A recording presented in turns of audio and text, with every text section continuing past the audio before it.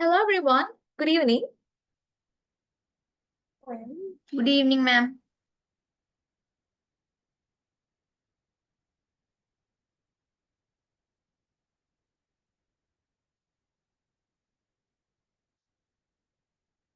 Yes, good evening everyone. So glad to see you all. So first of all, I would like to, okay, നിങ്ങളെല്ലാവരും ഒന്ന് video on ആക്കിയിരുന്നാൽ വളരെ സന്തോഷമായിരുന്നേനെ. കാരണം ഇന്ന് വളരെ special ആയിട്ടുള്ള ഒരു ദിവസമാണ്. You are here on A journey അല്ലെ? നിങ്ങൾ വലിയൊരു യാത്രയുടെ തുടക്കമാണ് ഇന്ന് അല്ലെ? സോ നമുക്ക് എല്ലാവരും ഒന്ന് വീഡിയോ ഓൺ ആക്കിയിരുന്നാൽ ഏറ്റവും നന്നായിരിക്കും.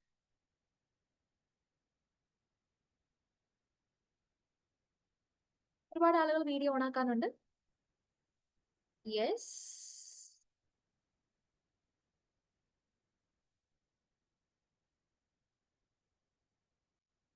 ഓക്കെ. സോ ഇന്ന് വളരെ പ്രധാനപ്പെട്ട ഒരു ടോപ്പിക്കാണ് നമ്മൾ ഡിസ്കസ് ചെയ്യുന്നത്. അപ്പോൾ കഴിഞ്ഞ ക്ലാസ്സിലൊക്കെ ആയിട്ട് നിങ്ങൾക്ക് ഏകദേശം ഒരു ധാരണ കിട്ടിയിട്ടുണ്ടാവും.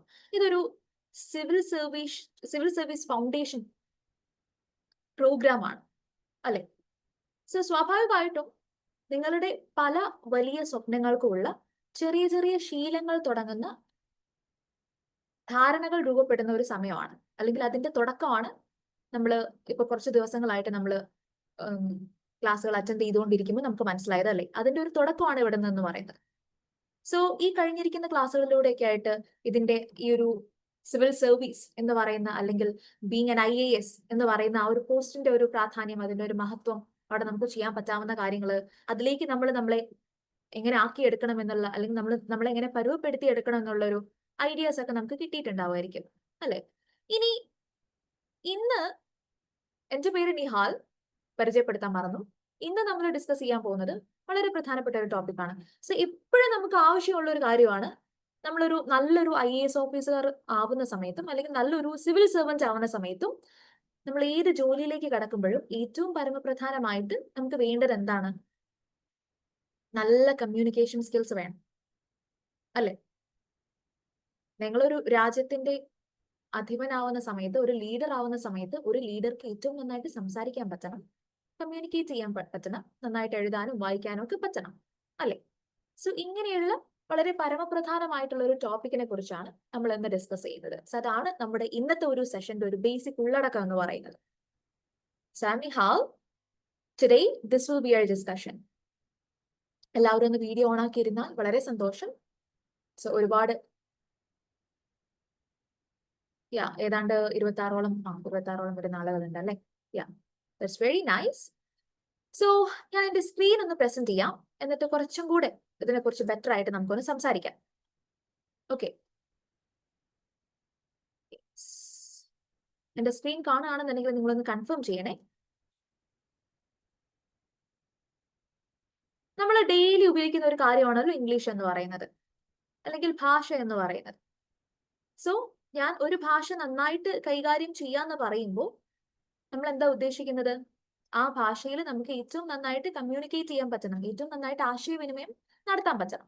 സോ സിവിൽ സർവീസിനെ സംബന്ധിച്ചിടത്തോളം, അല്ലെങ്കിൽ ഇനി ഏത് ജോലിയാണെന്നുണ്ടെങ്കിൽ കൂടിയും നമ്മൾ വളരെ സക്സസ്ഫുൾ ആയിട്ട് തീരണമെന്നുണ്ടെങ്കിൽ നമുക്ക് എന്ത് വേണം? നന്നായിട്ട് വായിക്കാൻ പറ്റണം, നന്നായിട്ട് എഴുതാനും പറ്റണം, നന്നായിട്ട് സംസാരിക്കാനും പറ്റണം അല്ലെ? നിങ്ങൾ ലോകത്തുള്ള ഏത് ജോലിയും നിങ്ങൾ എടുത്തു നോക്കൂ, ഈ ഒരു കമ്മ്യൂണിക്കേഷൻ സ്കിൽ ആവശ്യമില്ലാത്ത വല്ല ജോലിയും വരുന്നുണ്ടോ? ചുമ്മാതെ വീട്ടിൽ മിണ്ടാതിരുന്നാൽ നമുക്ക് വല്ലതും കിട്ടുമോ? ഒരു എഴുത്തുകാരനാണെന്നുണ്ടെങ്കിലും അതിനെ ഏറ്റവും സക്സസ്ഫുൾ ആവണമെന്നുണ്ടെങ്കിൽ അയാൾ നന്നായിട്ട് സംസാരിക്കുന്ന, തന്റെ വർക്ക്സിനെ കുറിച്ച് സംസാരിക്കുന്ന ഒരാളായിരിക്കണം അല്ലെ? ഒരു പോലീസുകാരൻ കുറച്ചും കൂടെ ആളുകൾക്ക് പ്രിയങ്കരനാവുന്നത് കുറെ കൂടെ ബോധവൽക്കരണവും, അല്ലെങ്കിൽ ഇതുപോലെയുള്ള അല്ലെ, ഒരു ബേസിക് കമ്മ്യൂണിക്കേഷൻ അവിടെയും നടത്തുന്നുണ്ട്, ആ ഒരു ടീമിനകത്തും നടത്തുന്നുണ്ട്, പൊതുജനങ്ങളിലേക്ക് ഇറങ്ങിയിട്ടും നടക്കുന്നുണ്ട്. ഒരു സിവിൽ സർവീസ് പോസ്റ്റ് ഹാൻഡിൽ ചെയ്യുന്ന ഒരു വ്യക്തിയാണെങ്കിൽ കൂടിയും, ഒരു സിവിൽ സർവന്റ് ആണെങ്കിൽ കൂടിയും, ഇവിടെയും നമ്മൾ ഒരു രാജ്യത്തെ അഡ്രസ് ചെയ്യാണ്, നമ്മളൊരു സ്ഥലത്തെ, അല്ലെങ്കിൽ നമ്മളൊരു കമ്മ്യൂണിറ്റി, നമ്മളൊരു ലൊക്കാലിറ്റിയെ, ഒരു പെർട്ടിക്കുലർ ഭാഗത്തെ അതിന്റെ ഒരു അധിപനായിട്ട് നമ്മൾ എല്ലാവരും അഡ്രസ് ചെയ്യാണ്. സോ വളരെ ആധികാരികമായിട്ടും വളരെ മനോഹരമായിട്ടും നമുക്ക് കമ്മ്യൂണിക്കേറ്റ് ചെയ്യാനും നമുക്ക് പറ്റിയിരിക്കണം അല്ലെ? അപ്പൊ സ്പീക്കിംഗ് വളരെ പ്രധാനമാണ്. അതുപോലെ തന്നെ നമുക്ക് നല്ല വായനാശീലം വേണം, നമുക്ക് നന്നായിട്ട് എഴുതാനൊക്കെ പറ്റണം. സോ പ്രത്യേകിച്ച് ഈ ഒരു മേഖലയിൽ വളരെ പ്രാധാന്യമുള്ള ഒരു ടോപ്പിക്കാണ് നമ്മൾ ഡിസ്കസ് ചെയ്യുന്നത്. ആൻഡ് ഇത് സ്കിൽസ് ഫോർ സക്സസ് എന്നുള്ള രൂപത്തിലാണ് നമ്മൾ കൺസിഡർ ചെയ്യുന്നത്. സ്പീക്കിംഗ് എന്ന് പറയുന്നത് ഒരു സ്കില്ലാണ്. നിങ്ങൾ ബോൺ ആക്ടർ എന്ന് പറയുന്ന ഒരു കോൺസെപ്റ്റ് കേട്ടിട്ടുണ്ടോ?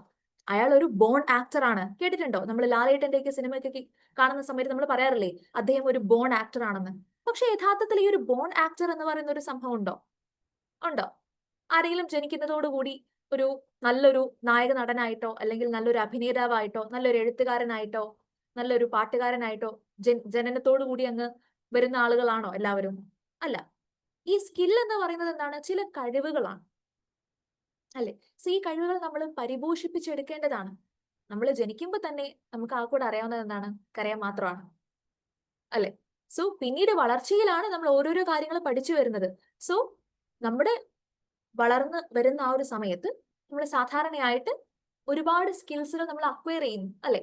നമ്മൾ നടക്കാൻ പഠിക്കുന്നു, പിന്നീട് നമ്മളത് ഏറ്റവും നന്നായിട്ട് നടക്കാൻ പഠിക്കുന്നു, നമ്മൾ ആ സ്കില്ലിനെ പെർഫെക്റ്റ് ചെയ്യുന്നു അല്ലെ? നമ്മൾ പാട്ട് പാടാൻ പഠിക്കുന്നു, അല്ലെങ്കിൽ പാട്ടിനെ കുറിച്ച് പല പല പാട്ടുകൾ പാടാനും പല പല ചിത്രങ്ങൾ വരയ്ക്കുവാനും നമ്മൾ പഠിക്കുന്നു അല്ലെ? സോ ഇവിടെയൊക്കെ നമ്മൾ എന്തോ ഉദ്ദേശിക്കുന്നു? എന്താ ഞാൻ ഉദ്ദേശിച്ചിട്ടുള്ളത്? ഒരു സ്കിൽ എന്ന് പറയുന്നത് ഇൻബോൺ അല്ല, അത് നമ്മൾ വളർത്തിയെടുക്കുന്ന ഒരു കാര്യമാണ്. സോ അതുപോലെ തന്നെയാണ് ഏത് കാര്യത്തിലേക്ക് വരുമ്പോഴും, എസ്പെഷ്യലി കമ്മ്യൂണിക്കേഷനിലേക്ക് വരുന്ന സമയത്ത്. നിങ്ങൾ മലയാള ഭാഷ എങ്ങനെ പഠിച്ചു? അത്തരത്തിലൊരു സാഹചര്യം നമുക്ക് കിട്ടി അല്ലെ? പക്ഷേ ഇംഗ്ലീഷ് ഭാഷ പഠിക്കുന്ന സമയത്ത് എന്താണ്? അത്തരത്തിലൊരു സാഹചര്യമില്ല. സോ സ്വാഭാവികമായിട്ടും നമുക്ക് എന്ത് ചെയ്യണം? അത് അക്വയർ ചെയ്തെടുക്കണം അല്ലെ? ഏത് ഭാഷയും നമ്മൾ അക്വയർ ചെയ്തുകൊണ്ട് എടുക്കുന്നത് തന്നെയാണ്. പക്ഷേ ഇതുപോലെ ഒരു രണ്ടാമതൊരു ഭാഷയുടെ കേസ് വരുന്ന സമയത്ത്, നമ്മൾ വീട്ടിൽ ഉപയോഗിക്കാത്ത കേസിൽ നമുക്ക് അത് അക്വയർ ചെയ്തെടുക്കേണ്ടതായിട്ടുള്ള ഒരു ആവശ്യം, ഒരവസ്ഥ നമുക്ക് വരുന്നുണ്ട് അല്ലെ? യെസ്. സോ ആ ഒരു സാഹചര്യത്തിൽ നമ്മൾ എന്തുകൂടെ കൺസിഡർ ചെയ്യേണ്ടതുണ്ട്? സക്സസ്ഫുൾ ആയിട്ട് ഒരു സിവിൽ സെർവന്റ് ആയിട്ട് വരണം എന്നുണ്ടെങ്കിൽ നമ്മൾ എന്തെല്ലാം കമ്മ്യൂണിക്കേറ്റീവ് ആയിട്ടുള്ള ആസ്പെക്ട്സ് നമ്മൾ കൺസിഡർ ചെയ്യണം, എന്തെല്ലാം കമ്മ്യൂണിക്കേറ്റ് ചെയ്യാനുള്ള കാര്യങ്ങൾ നമ്മൾ കൺസിഡർ ചെയ്യണം, പരിഗണിക്കണം.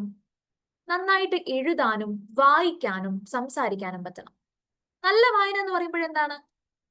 വായിക്കേണ്ടത് വായിക്കുക അല്ലെ? എന്തെങ്കിലും വായിച്ചിട്ട് കാര്യമുണ്ടോ? ഇല്ല. നമുക്ക് ഒരുപാട് കാര്യങ്ങൾ വായിക്കാം. എല്ലാ വായനയും എന്തെങ്കിലും തരത്തിലുള്ള ഒരു അറിവ് നമുക്ക് നൽകുന്നതാണ് അല്ലെ? പക്ഷേ നല്ല വായനയും അനാവശ്യ വായനയുണ്ട്. അതായത് അല്ലെങ്കിൽ നമ്മളൊരു ലെജർ, അല്ലെങ്കിൽ നമ്മൾ ചുമ്മാ ഇരിക്കുന്ന സമയത്ത് വായിക്കുന്ന ഒരു വായനയുണ്ട്. ഇനി അതല്ലാണ്ട് നമ്മളൊരു പ്രത്യേക മോട്ടീവോടുകൂടി കുറച്ചും കൂടി ആധികാരികമായിട്ടുള്ള കാര്യങ്ങൾ അടുത്തറിയാൻ വേണ്ടിയിട്ട്. ആധികാരികമായിട്ടുള്ള കാര്യങ്ങൾ എന്ന് പറഞ്ഞാൽ എന്താ? നമുക്ക് രാജ്യത്തെ കുറിച്ച് അറിയണം അല്ലെ? നമുക്ക് ഈ നാട്ടിൽ നടക്കുന്ന കാര്യങ്ങളെ കുറിച്ച് അറിയണം, നമ്മുടെ രാജ്യത്തെ ഭരണ സംവിധാനം എങ്ങനെയാണെന്ന് അറിയണം, നാട്ടിൽ നടക്കുന്നത് എന്തൊക്കെയാണെന്ന് അറിയണം. ഇങ്ങനെയുള്ള കാര്യങ്ങളൊക്കെ അറിയണമെന്നുണ്ടെങ്കിൽ നമുക്ക് അത്തരത്തിലുള്ള ന്യൂസ് കിട്ടുന്ന കാര്യങ്ങൾ വായിച്ചാലല്ലേ നമുക്ക് കിട്ടുള്ളൂ. അതായത് നാട്ടിൽ നടക്കുന്നത് എപ്പോഴും അറിഞ്ഞുകൊണ്ടിരിക്കുക, അല്ലെങ്കിൽ നമ്മുടെ ഭൂമിയെ കുറിച്ച് അറിയാം, നമ്മുടെ ലോകത്തെ കുറിച്ച് അറിയാം. ഒരു മനുഷ്യൻ എന്നുള്ള നിലയിൽ നമ്മൾ അറിയേണ്ട കാര്യങ്ങൾ അറിയാം എന്നുള്ളൊരു നോഷനാണ് നമ്മൾ ഇവിടെ ശ്രദ്ധിക്കേണ്ടത്. സോ വായന എന്ന് പറയുമ്പോൾ വായിക്കേണ്ടത് വായിക്കണം അല്ലെ? എഴുത്തെന്ന് പറയുമ്പോഴോ എഴുതേണ്ട രൂപത്തിൽ എഴുതണം. എന്തെങ്കിലും എഴുതിയിട്ട് കാര്യമുണ്ടോ? നിങ്ങൾ എക്സാമിന് സ്കൂളിൽ ആൻസർ ചെയ്യുമ്പോൾ തന്നെ, അല്ലെങ്കിൽ നിങ്ങൾ ഏതെങ്കിലും ഒരു ടെസ്റ്റിന് ആൻസർ ചെയ്യുമ്പോൾ തന്നെ നിങ്ങൾ ഒരുപക്ഷെ ശ്രദ്ധിച്ചു കാണുമായിരിക്കും. നമ്മൾ വിചാരിച്ച പോലെ നമുക്ക് എന്തെങ്കിലും തോന്നിയിട്ട് എഴുതിയിട്ട് കാര്യമുണ്ടോ? ഇല്ല. അവിടെ ഒരു എക്സ്പെക്ടേഷൻ ഉണ്ട് അല്ലെ? ആ ഒരു ക്വസ്റ്റ്യന് ഒരു പ്രത്യേക രൂപത്തിൽ നിങ്ങൾ ഉത്തരം എഴുതിയാലാണ് നിങ്ങൾക്ക് മാർക്ക് കിട്ടുക അല്ലെ? സോ അവിടെ ഒരു എക്സ്പെക്ടേഷൻ ഉണ്ട്. നിങ്ങളുടെ ഭാഗത്തുനിന്ന് ചില കാര്യങ്ങൾ അവർ പ്രതീക്ഷിക്കുന്നുണ്ട്. സോ അതിനനുസൃതമായിട്ട് നമ്മൾ എന്ത് ചെയ്യണം? എഴുതേണ്ടതുണ്ട്. സോ എഴുത്തെന്ന് പറയുമ്പോൾ ചുമ്മാ എന്തെങ്കിലും എഴുതിയിട്ട് കാര്യമില്ല, എഴുതേണ്ട രൂപത്തിൽ എഴുതണം അല്ലെ? ഇനി സംസാരിക്കണം എന്ന് പറയുന്നു. നല്ല സംസാരം വേണം, നന്നായിട്ട് കമ്മ്യൂണിക്കേറ്റ് ചെയ്യാൻ പറ്റണം. സോ കമ്മ്യൂണിക്കേഷൻ എന്ന് പറയുമ്പോഴെന്താണ്? ഒരു മൈക്കും ഒരു സ്റ്റേജും ഉണ്ടെന്നുണ്ടെങ്കിൽ ആർക്കും വന്ന് കയറി എന്തും പറയാവുന്ന രൂപത്തിലാണോ നമ്മൾ സംസാരത്തെ അളക്കേണ്ടത്? അല്ല.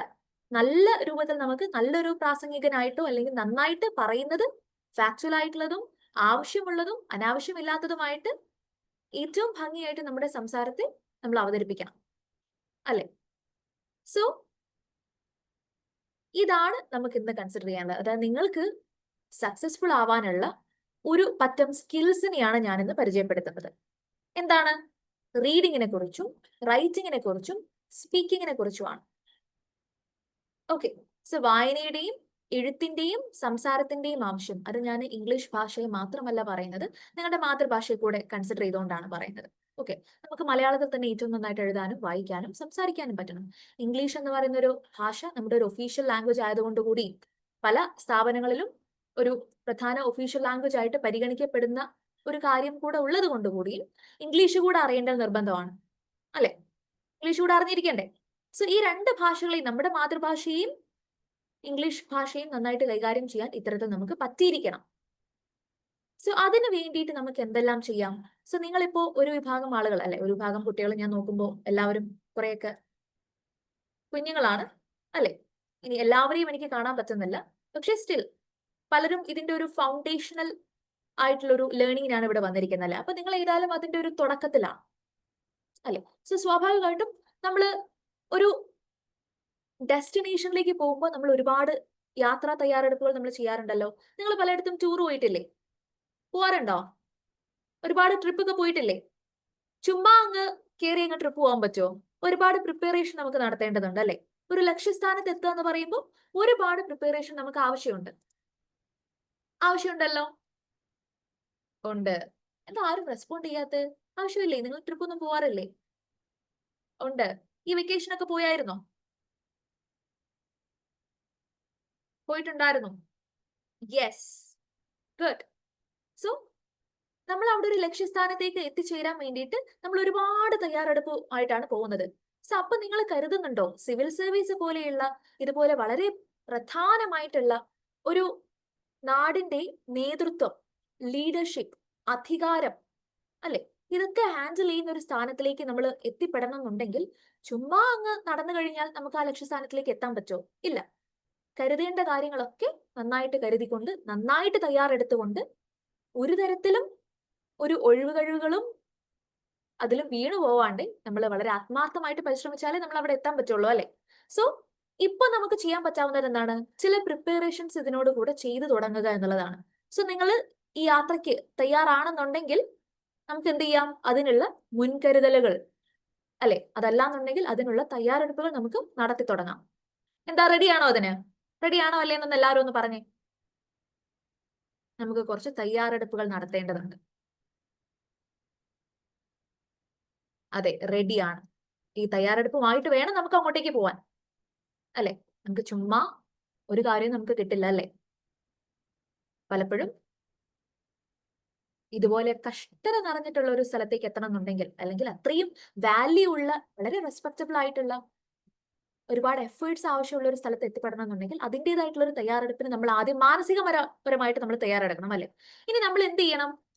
ഇപ്പോൾ ഇന്നത്തെ ഒരു ടോപ്പിക് എന്ന് പറയുന്നത് എന്താണ്? റീഡിംഗ്, റൈറ്റിംഗ് ആൻഡ് സ്പീക്കിംഗ് ആണ്. സോ ഞാൻ നേരത്തെ പറഞ്ഞതുപോലെ തന്നെ നമ്മുടെ കമ്മ്യൂണിക്കേഷണൽ ആസ്പെക്ട്സുകൾ ഭംഗിയാക്കുക എന്നുള്ളതാണ്. ആ ഒരു ഫാക്ടിനെ കുറിച്ചാണ് ഞാൻ ഇന്ന് പറയാൻ ഉദ്ദേശിക്കുന്നത്. മറ്റ് പല കാര്യങ്ങളെ കുറിച്ചും കഴിഞ്ഞ ദിവസങ്ങളിലായിട്ട് നിങ്ങൾക്ക് അറിയാൻ പറ്റി. ഇതിന്റെ ഒരു രൂപരേഖ എങ്ങനെയാണ്, ഈ പരീക്ഷ എങ്ങനെയാണ് നടക്കുന്നത്, ഇതിന്റെ റെസ്പോൺസിബിലിറ്റീസ് എങ്ങനെയാണ്, അല്ലെ? ഇത് നമുക്ക് ഇതുകൊണ്ടുണ്ടാവുന്ന ഗുണങ്ങൾ എന്തൊക്കെയാണ്, നമുക്ക് കിട്ടുന്ന ആ ഒരു സന്തോഷം എത്രത്തോളം വരും, അല്ലെ? ഇതൊക്കെ നമുക്ക് ആ ഒരു പെർട്ടിക്കുലർ എക്സാമിനെ കുറിച്ച് നിങ്ങൾക്ക് കഴിഞ്ഞ ക്ലാസ്സിലൂടെ ആയിട്ട് ഒരു പ്രോപ്പർ ആയിട്ടുള്ള ഒരു ഇൻഫർമേഷൻ ഒക്കെ കിട്ടിക്കഴിഞ്ഞു. ഇനി ഇന്നത്തെ സെഷനിലായിട്ട് നമ്മൾ എന്ത് മനസ്സിലാക്കാൻ പോവാണ്? കമ്മ്യൂണിക്കേഷണൽ ആസ്പെക്റ്റുകൾ നമ്മൾ എങ്ങനെയാണ് സഹായിക്കാൻ പോകുന്നത് എന്നതാണ് മനസ്സിലാക്കാൻ പോകുന്നത്. സോ അതിന് വേണ്ടിയിട്ട് ഞാൻ പറഞ്ഞു നല്ല വായന വേണമെന്നുള്ളത്. നിങ്ങൾ ഏത് ക്ലാസ്സിലായിക്കോട്ടെ, നിങ്ങൾ പഠിക്കുന്ന ആയിക്കോട്ടെ, നിങ്ങൾ ജോലി ചെയ്യുന്ന ആളുകളായിക്കോട്ടെ, ഇതുവരെ ഒരുപക്ഷെ നിങ്ങൾ തുടങ്ങിയിട്ടില്ല എന്നുണ്ടെങ്കിൽ ഇനിയെങ്കിലും തുടങ്ങേണ്ട ഒരു ശീലത്തെക്കുറിച്ചാണ് ഞാൻ പറയുന്നത്. Reading skills. അറിയാലോ, വായനാശീലം വേണ്ടേ? അത് ഒരു പ്രത്യേക പരീക്ഷയ്ക്ക് വേണ്ടിയിട്ട് പ്രിപ്പയർ ചെയ്യുന്ന ആളുകൾ മാത്രമല്ല, നമ്മളെ ഇന്നത്തെ ലോകത്ത് ജീവിക്കുന്ന എല്ലാ മനുഷ്യന്മാർക്കും നമ്മൾ ബേസിക്കലി നമ്മൾ വേണ്ട ഒരു ഒരു ഗുണമാണ് എന്തെന്ന് പറയുന്നത് നല്ല വായനാശീലം, അല്ലെ? സോ നിങ്ങൾ ഒരുപാട് ആളുകൾ നന്നായിട്ട് വായിക്കുന്ന ആളുകളാണ്. നിങ്ങളുടെ ഫേവറേറ്റ് ബുക്സുകളൊക്കെ ഉണ്ടാവല്ലോ. നിങ്ങളുടെ ഫേവറേറ്റ് ബുക്സിന്റെ പേരൊന്ന് കോമന്റ് ചെയ്തേ, പെട്ടെന്ന് ചാറ്റ് ബോക്സിൽ ഒന്ന് കോമന്റ് ചെയ്തേ. നിങ്ങളുടെ ഫേവറേറ്റ് ബുക്കിന്റെ പേര് ഒന്ന് കോമന്റ് ചെയ്യണം.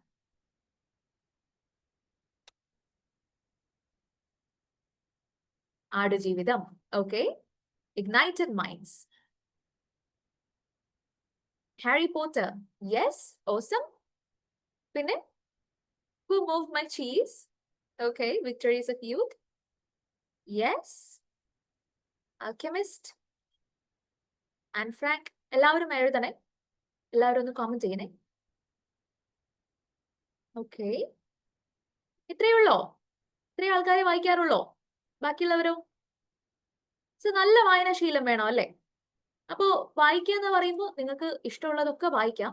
എന്നാൽ നേരെ മറിച്ച് നമ്മൾ ഈ ഒരു സ്വപ്നം കാണുന്ന സ്ഥിതിക്ക് നമ്മൾ ചെയ്യേണ്ട ഒരു കാര്യമാണ് വായിക്കുന്നത് നമ്മൾ ആക്റ്റീവ്ലി വായിക്കുക. സോ അങ്ങനെയാണെന്നുണ്ടെങ്കിൽ ഇതിൽ ആവശ്യമായിട്ടുള്ള ഒരു വായനയുണ്ട്. നമ്മൾ നിരന്തരമായിട്ട് പത്രം വായിക്കണം അല്ലെ? പത്രം വായിക്കണം തന്നെയില്ല, പത്രം വായിക്കാൻ ഇഷ്ടമില്ലാത്തവർക്ക് എന്ത് ചെയ്യാം? ന്യൂസ് കേൾക്കാം അല്ലെ? അല്ലെങ്കിൽ ന്യൂസ് ചാനൽസിന്റെ വീഡിയോസ് കാണാം അല്ലെ? ഒരു അറിയുക അല്ലെങ്കിൽ നമ്മൾ ഒരു കാര്യത്തെ മനസ്സിലാക്കുക എന്നുള്ളതാണ് പ്രധാന ഉദ്ദേശം. എന്നാൽ അതുപോലെ തന്നെ വായന കൊണ്ടുള്ള ഒരു ഗുണം എന്താണ്? നമ്മൾ പുതിയ വാക്കുകൾ പഠിക്കും, പുതിയ പ്രയോഗങ്ങൾ പഠിക്കും, ആ ഭാഷയുമായിട്ട് നല്ലൊരു ബന്ധത്തിൽ നമ്മളാവും അല്ലെ? സോ അതുകൊണ്ട് നമ്മൾ വായിക്കുകയാണെന്നുണ്ടെങ്കിൽ എങ്ങനെ നമ്മൾ വായിക്കണം? ആക്റ്റീവായിട്ട് റീഡ് ചെയ്യണം. ഓക്കെ, ആക്റ്റീവ് ആയിട്ടുള്ള വായന എന്ന് പറഞ്ഞാൽ എന്താണ്? പലപ്പോഴും ഒരു വിഷയത്തെ അറിയാൻ ശ്രമിക്കുന്ന സമയത്ത് പെഹൽഗ്രാം അറ്റാക്ക് നടന്നു അല്ലെ? ഇതെന്താണ് സംഭവം എന്ന് അറിയാൻ വേണ്ടിയിട്ട് നമ്മൾ പലപ്പോഴും അതിലെ പ്രധാന ഡീറ്റെയിൽസുകൾ നമ്മൾ മനസ്സിലാക്കുന്നു, നമ്മൾ അത് അണ്ടർലൈൻ ചെയ്യാൻ ശ്രമിക്കുന്നു അല്ലെ? നമുക്ക് എന്ത് ചെയ്യാം? ഒരു പെർട്ടിക്കുലർ ടോപ്പിക്കിനെ കുറിച്ച് വായിക്കുന്ന സമയത്ത് നമുക്ക് കാര്യങ്ങളെ കുറിച്ചൊക്കെ ഒന്ന് അണ്ടർലൈൻ ചെയ്തുകൊണ്ട് അതിലെ പ്രധാന കാര്യങ്ങൾ എന്താണ്, അല്ലെങ്കിൽ അത്ര ഡീറ്റെയിൽഡ് ആയിട്ട് അറിയേണ്ടാത്ത കാര്യങ്ങൾ എന്തൊക്കെയാണ് എന്നൊക്കെ നമുക്ക് ഫോക്കസ് ചെയ്തുകൊണ്ട് മനസ്സിലാക്കി വെക്കാം. റൈറ്റ്. സോ അത്തരത്തിലൊരു ആഴത്തിലുള്ള ഒരു ആക്റ്റീവ് ആയിട്ടുള്ള ഒരു വായന നമുക്ക് ആവശ്യമുണ്ട് അല്ലെ? ഒരു ആക്റ്റീവ് റീഡിംഗ് ആണ് നമുക്ക് ആവശ്യമുള്ളത്. അപ്പൊ നമ്മൾ അതിനു വേണ്ടിയിട്ട് എന്ത് ചെയ്യണം? അണ്ടർലൈൻ ചെയ്യണം, അനോട്ടേറ്റ് ചെയ്യണം, സമ്മറൈസും ചെയ്യണം അല്ലെ? അങ്ങനെ പറഞ്ഞാൽ നമ്മൾ എന്താ ഉദ്ദേശിക്കുന്നത്? നമ്മൾ കാര്യങ്ങളൊക്കെ അടിവരയിട്ടുകൊണ്ട് ഇനി അതിലേക്ക് എന്തെങ്കിലും ആഡ് ചെയ്യണമെന്നുണ്ടെങ്കിൽ, ഓക്കെ, ഇത് ഇയാൾ പറഞ്ഞതാണ്, SP പറഞ്ഞു, അല്ലെങ്കിൽ പ്രധാനമന്ത്രി പറഞ്ഞു, അല്ലെങ്കിൽ ഇതിനോട് ഇങ്ങനെ ഒരു കാര്യം കൂടെ ആഡ് ചെയ്യാനുണ്ട്, ഇങ്ങനെ അധികമായിട്ട് കിട്ടുന്ന കാര്യങ്ങളൊക്കെ നമുക്ക് അവിടെ എഴുതി വെക്കാം. പിന്നെ നമ്മൾ പഠിച്ച പ്രധാനപ്പെട്ട കാര്യങ്ങളൊക്കെ നമുക്ക് എന്ത് ചെയ്യാം? സമ്മറൈസ് ചെയ്ത് വെക്കാം. അതായത് ഞാൻ എന്താ നിങ്ങളോട് പറയുന്നത്? നിങ്ങൾ ദിവസേന വായിക്കുന്ന കാര്യം ഒരു ചെറിയ നോട്ടായിട്ട് നിങ്ങൾക്ക് എഴുതി വെക്കുന്ന ഒരു ശീലം ഉണ്ടാക്കാം. ആ ശീലത്തിന് നിങ്ങൾ തയ്യാറാണോ? ഡെയിലി വായിക്കാൻ അല്ലെങ്കിൽ നിരന്തരമായിട്ടൊരു വായനാശീലം കൊണ്ടുവരാൻ നിങ്ങൾ തയ്യാറാണോ? ആരൊക്കെ തയ്യാറാണ്? തയ്യാറാണെന്നുണ്ടെങ്കിൽ നിങ്ങൾ ഒന്ന് തംസപ്പ് കാണിക്കാം. എത്ര ആളുകൾ തയ്യാറാണെന്ന് കാണട്ടെ.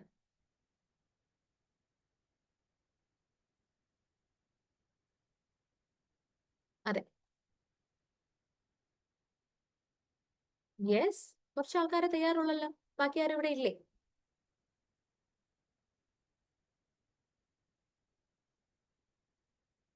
യെസ്.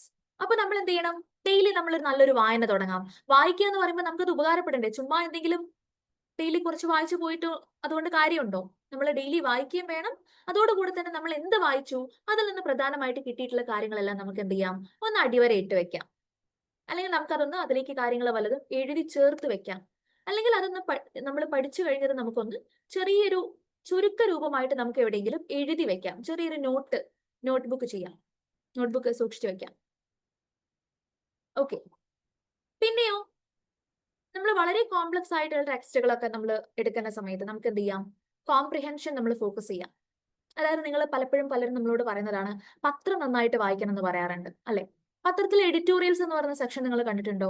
സോ എഡിറ്റോറിയൽ എന്ന് പറയുമ്പോൾ അവിടെ എന്ത് നമുക്ക് കാണാം?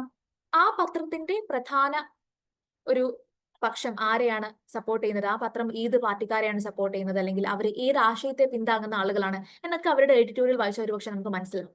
എന്നാൽ അതേ സമയം തന്നെ ഈ രാജ്യത്ത് നടക്കുന്ന പ്രധാന കാര്യങ്ങളുടെയൊക്കെ ഒരു പ്രധാന വിശകലനം നടക്കുന്നത് എവിടെയാണ്? എഡിറ്റോറിയൽസിലാണ്. എന്നോട് പണ്ട് മുതലേ എന്റെ ടീച്ചേഴ്സ് ഒക്കെ പറയുന്ന ഒരു കാര്യമായിരുന്നു എഡിറ്റോറിയൽസ് നന്നായിട്ട് വായിക്കണം എന്നുള്ളത്. 2 ഗുണങ്ങളാണുള്ളത്. ഒന്നാമത് എന്താണെന്നറിയോ? നല്ല ലാംഗ്വേജ് കിട്ടും, നല്ല വാക്കുകൾ നമുക്ക് പഠിക്കാൻ പറ്റും.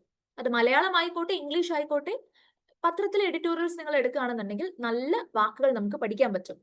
അപ്പൊ ഈ വാക്കുകളൊക്കെ എങ്ങനെ പ്രയോഗിച്ചിരിക്കുന്നത് നമുക്ക് മനസ്സിലാക്കാനും പറ്റും. രണ്ടാമത്തെ ഗുണം എന്താണ്?